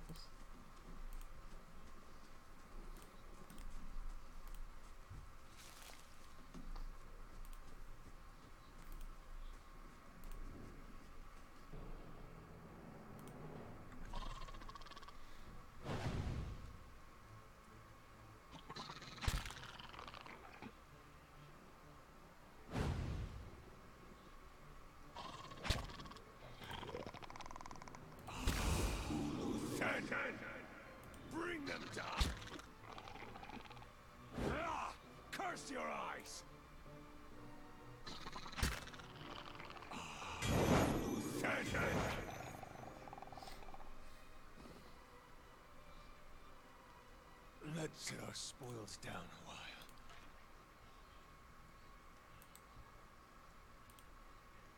How do I...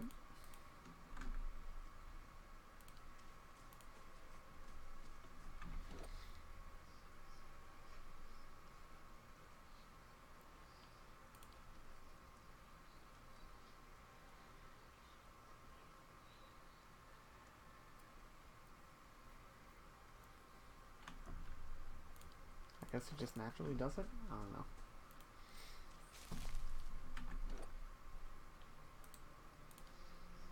Oh, yeah, passive, okay.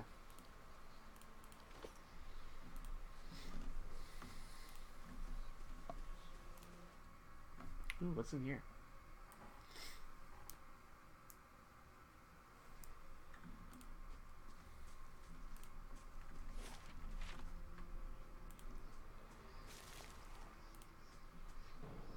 Oh, oh my. Oh, I don't have any. Kill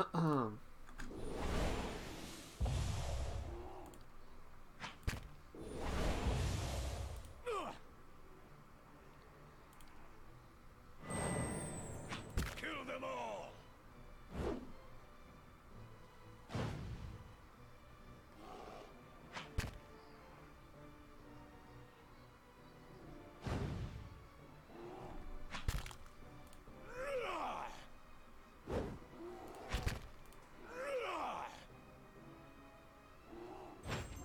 Woo!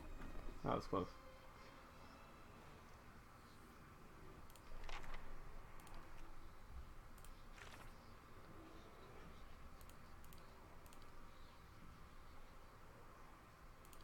Nice.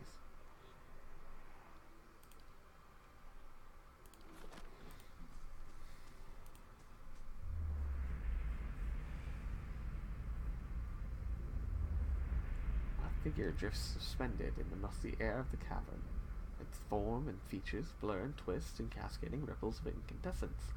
You feel its strange eddying about your limbs.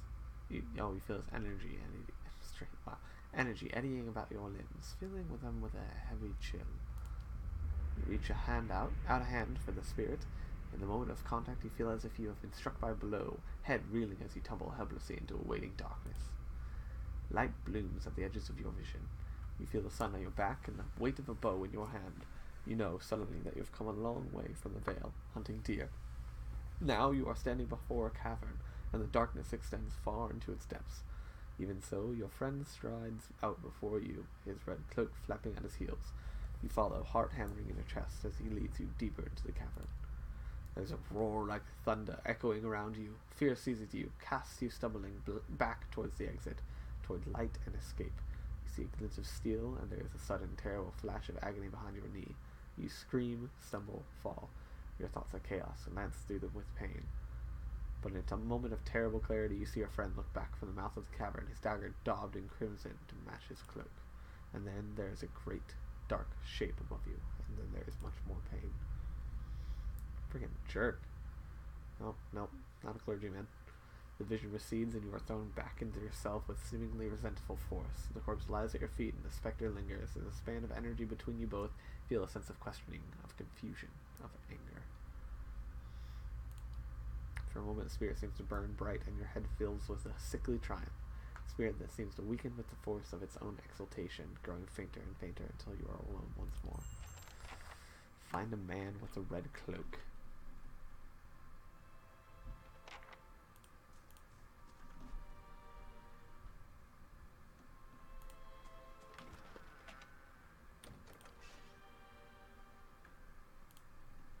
I scroll through eye sockets and over femurs.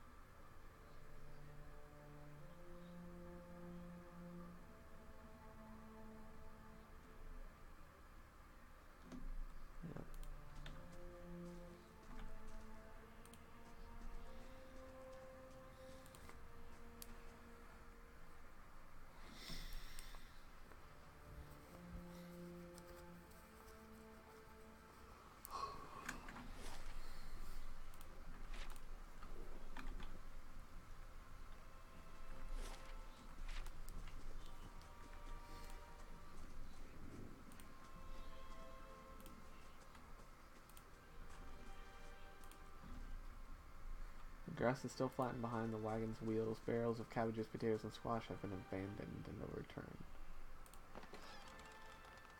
Scroll of prayer against fear. Camping supplies. Nice.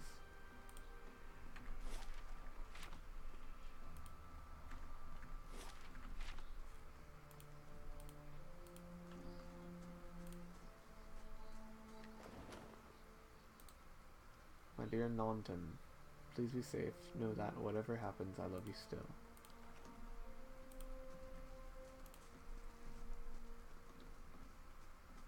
What is it? Northwest of Gairen's Grasp, south you of Gilded wish. Dale.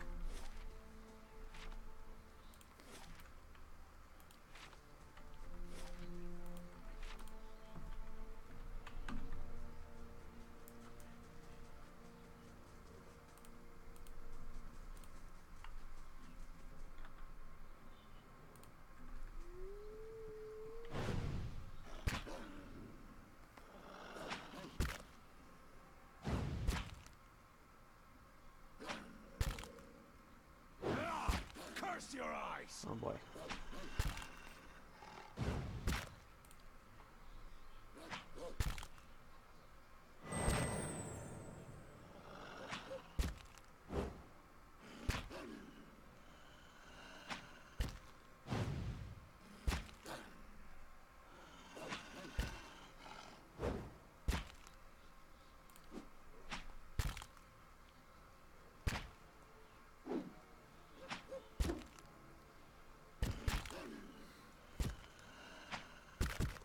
Keep whacking.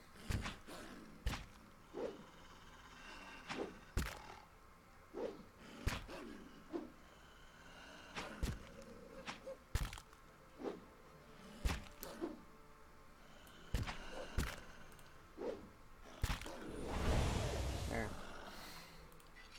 The longer we walk, Yeah, I got 2 of those per encounter. sleep.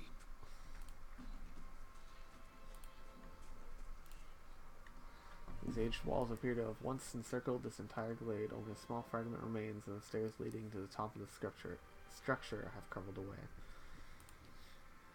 Heavy bricks are slick with moss, presenting a hindrance to climbing, but the stones themselves seem sturdy enough. Given the right tools, one might easily reach the top. Screw it.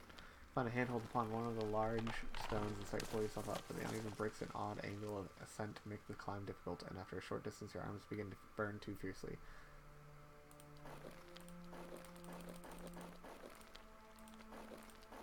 Alright. Can't climb the damned wall then.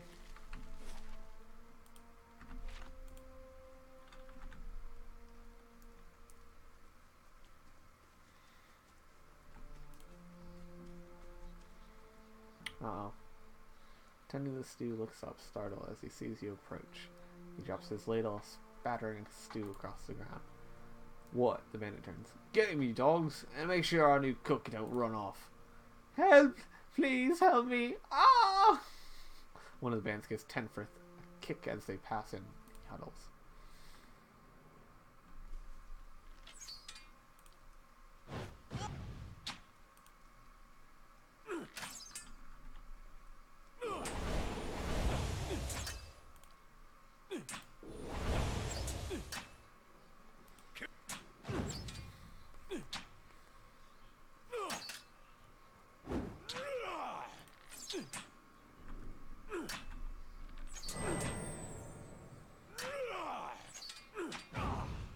This is not going well.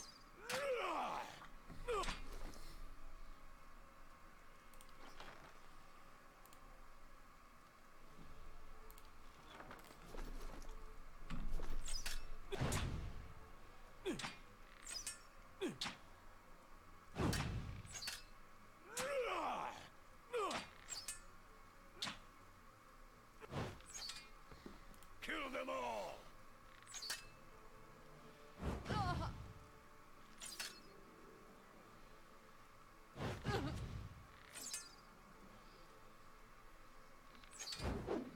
Come on. You can do it.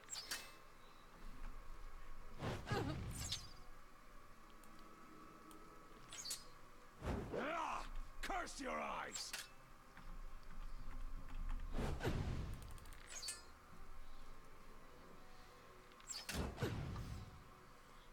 Almost there.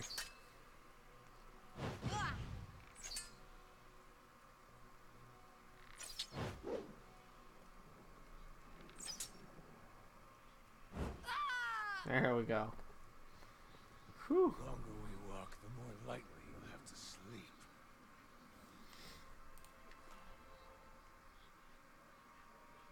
Is that silver loose? Alright.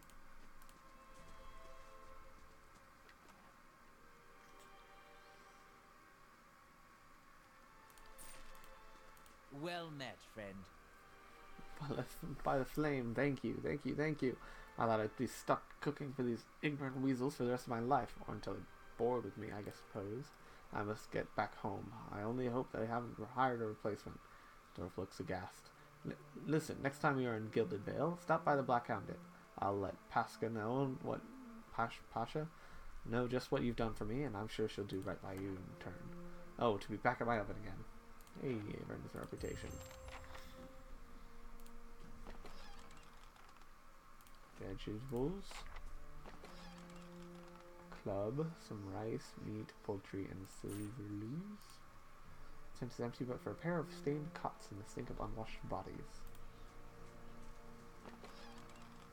And fruit.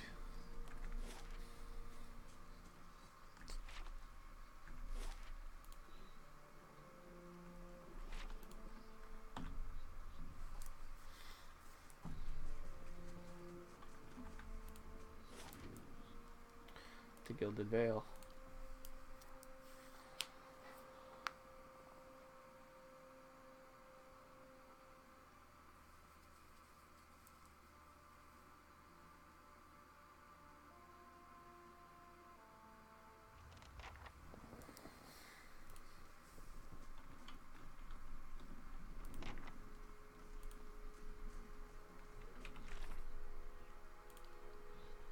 Reach the Vale Wood, the village of Guild Vale. I finally reached Guild Vale. It's not quite what I was expecting. Locks and clink.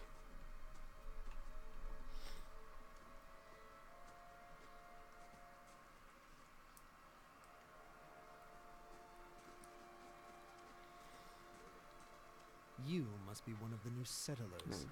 Welcome to dull and grey as the desolate villages. You'll be pleased to know him. that we've had some recent vacancies here. There's a gnarled, leafless monstrosity of a tree next to him. The only answer you hear is the buzzing of flies from the tree. Of course, we'll need to make some inquiries first. The inestimable Lord Radric VII has taken great pains to insulate our town from Widewind's legacy. Have you ever sired a Hollowborn child? Are you absolutely certain? Lord Raderick has made it his first priority to eliminate this scourge from our village. I should warn you, stranger. Here in Gilded Vale, we have a special place for dissidents, charlatans, and those who would hide a curse in our midst.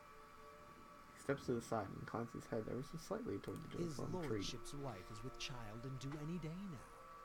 Without his approval, I shan't be able to find you a permanent settlement. It will have to wait until after the birth. We can continue our interview then, after the bell tolls from Radrick's hold to signal my lord's new heir. In the meantime, you can find temporary accommodations at the inn just southwest of here.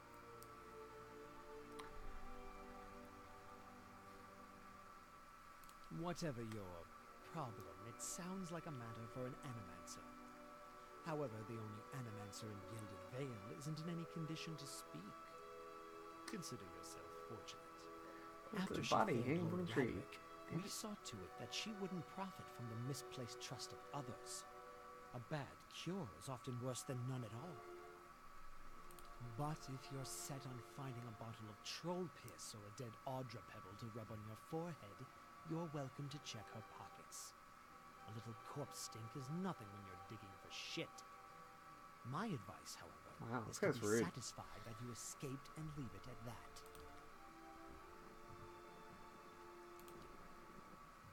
Blinks, I forget that you foreigners do not have this curse in your homelands. The Hollowborn have been the scourge upon the Direwood for almost 15 years now. Those is whisper, children born without souls. Shakes his head. Pitiful, dumb things that breathe, barely, but do not truly live. Some say the Hollowborn are a disease. Some say they are a punishment from the gods. He raises his empty hands. In truth, no one knows, but they began spreading after the Saints' War, and so the name Waidwin's legacy stuck in honor of that foul, blasphemous pretender.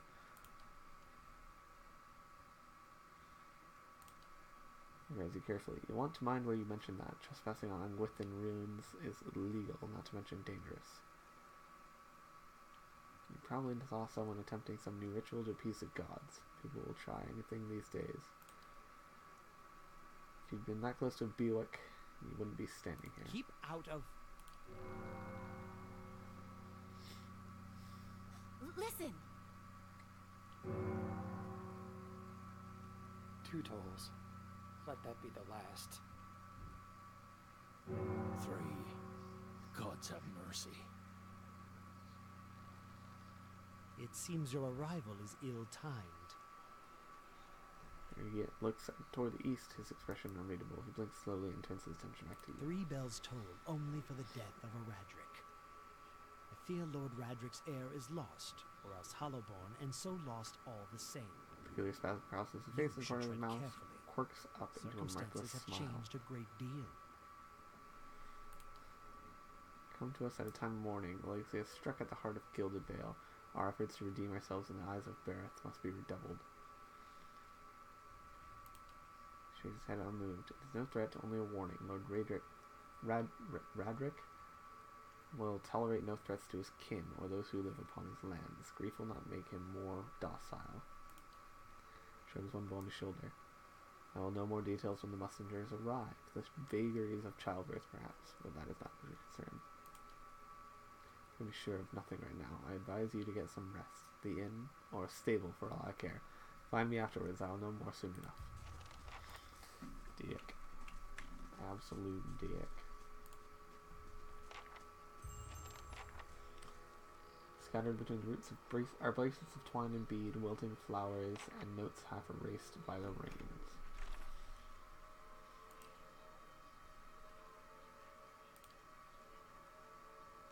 Through the 10 for it, find the man in the red cloak.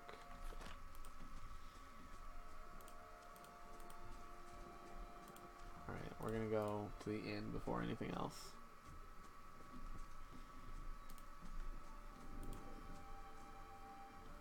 See 4 people gathered by the door to the inn. Hey, I found it. Their raised voices and chopping gestures suggest an argument reaching its climax. The first figure raises his hands for calm. His face is partially obscured by a hood, but his height and stature suggest an elf. I meant no offense. Let's put this matter to rest over a round, shall we? My treat. Hoping to soothe our pride with a few Adira coppers, folk eh? and We don't 2 need folkmen and your an elven coin. woman. Oh boy. One of the other men points at the hooded elf. His eyes are red from drink, but his gaze is focused. Mocking us even while he shelters in our village. Just goes to show what these fancy Aedir manners are worth. We don't take that kind of treatment, not from foreigners, especially not from Aedirians. Go on. Say it again. I'm itching for an excuse. Why, you're itching for the kindling touch of your sister, you cocksfeather! That voice sounds familiar as well. I'll cut that barrel-licking tongue out of your head. This is a misunderstanding. I didn't say whatever it is you think I said. That also Please sounds like nae Matt Mercer. quarrel. Might be. I don't know. That's where you're wrong. 3 drunk sell you. And why is that?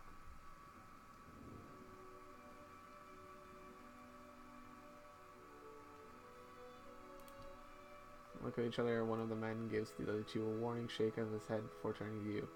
We're done for now. But this one better watch his step around here because we're not going anywhere. Final scowl at the elf. He turns to leave.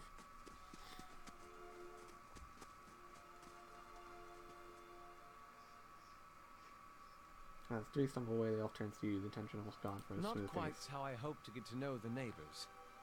Thank you for your timely assistance with that awkward situation. Courtesy is a rare pleasure in these parts, though your accent suggests that you are no more local than I. He straightens his hood, and you note the remains of fraying embroidery on his gloves. His boots are caked with the dirt of many months' travel, but the leatherwork beneath is sturdy and I fine. suppose introductions are in order after that little fiasco. Aloth Corvusor, at your service. I'm a wizard by training, and Wizard an buddies. adventurer by necessity. I was born in the Seathwood, part of the mainland of the Adir Empire, and both of my parents served the nobility, which afforded me an education for which I am grateful. However, there were no open positions in those houses, and so I decided to seek new means in a new land. And how exactly did you come to be here? In Gwithan Ruins? Oh, those can be dangerous places during the best of times, which these are not. Half the locals will arrest you for trespassing, and the rest would kill you outright. I'm curious, what exactly did you find there? Aloth goggles at you silently, apparently assessing your earnestness. Finally, he gives you a clipped, awkward laugh. You do manage to find yourself in rather interesting predicaments. An excellent question. I came looking for fresh air and cheap land. Instead, the magistrate gave me directions to the inn and a story about the local lord's expectant wife. He cocks his head looking But at you. I take it that's a familiar tale.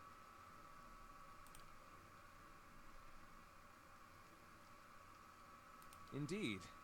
So The local lord has searched far and wide for similar specialists. He has rid himself of them almost as desperately. Nods at an gnarled old tree in the center of town. Starting glance takes in tumble-down buildings and the fallow, rock-strewn fields. Expect that such expertise would be best sought elsewhere. I'm afraid that was a matter of misunderstandings and mistranslations. It doesn't help that people in these parts remember their war with Adir like it was yesterday.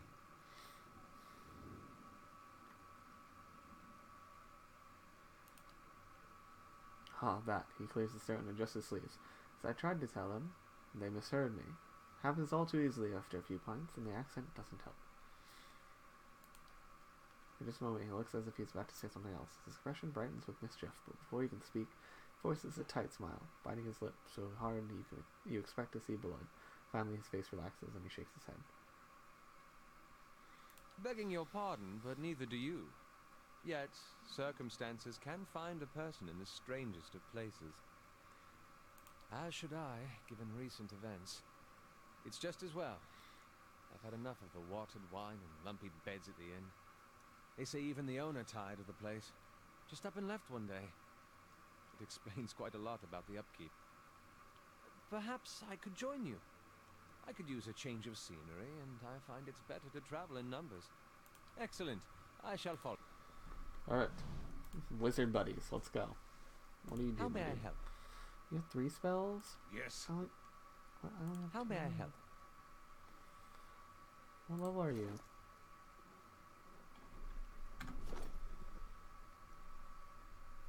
Second level. I'm second level. Well, how do you have 3 spells? Maybe I do as well. I don't know. What do you have? We have pretty much different things, except for Minolettas.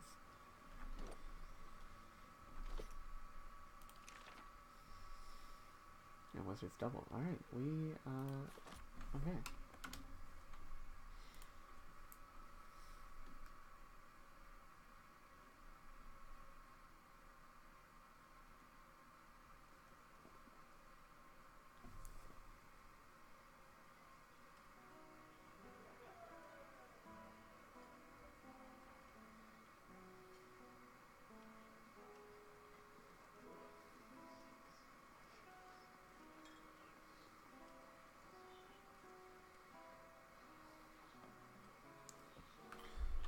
Alright.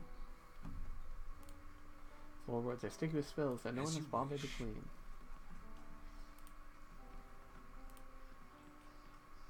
Some kind of brown slop is congealing in these dishes. It smells burnt.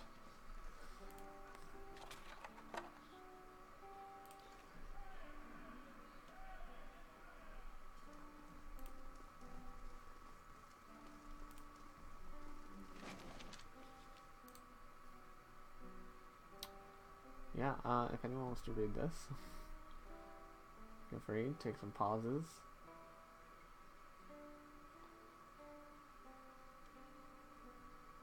But I'm not going to read it on stream because that's a lot.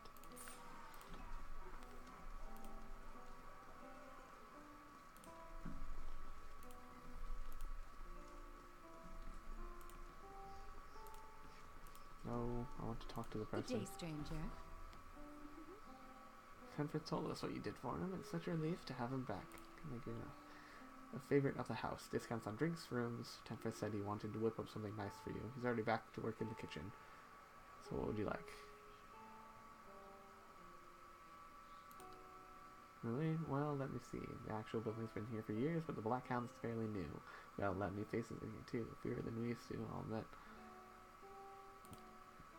Tempest's a big draw. I'm sure we'll get the big crowds cut back in no time. I used to work the tables actually until the old owner up and left. Nope. Nobody's sure what happened to him. Even left his poor hound behind. That's the name, see? The Black Hound. It's still sitting upstairs pining after him, poor old girl. Place ended up in my hands somehow, she laughs. My very own inn. A lot of hard work involved, but it's been worth so far.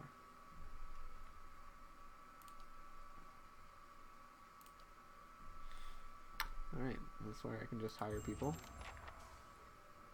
Hello. Okay, very well. This is where we're going to end it for today. Save the game. Oh, auto saves, okay. What do I have? I'm going to just delete that. Okay, perfect. Scram. Save. Awesome. And I will see you all tomorrow. Bye.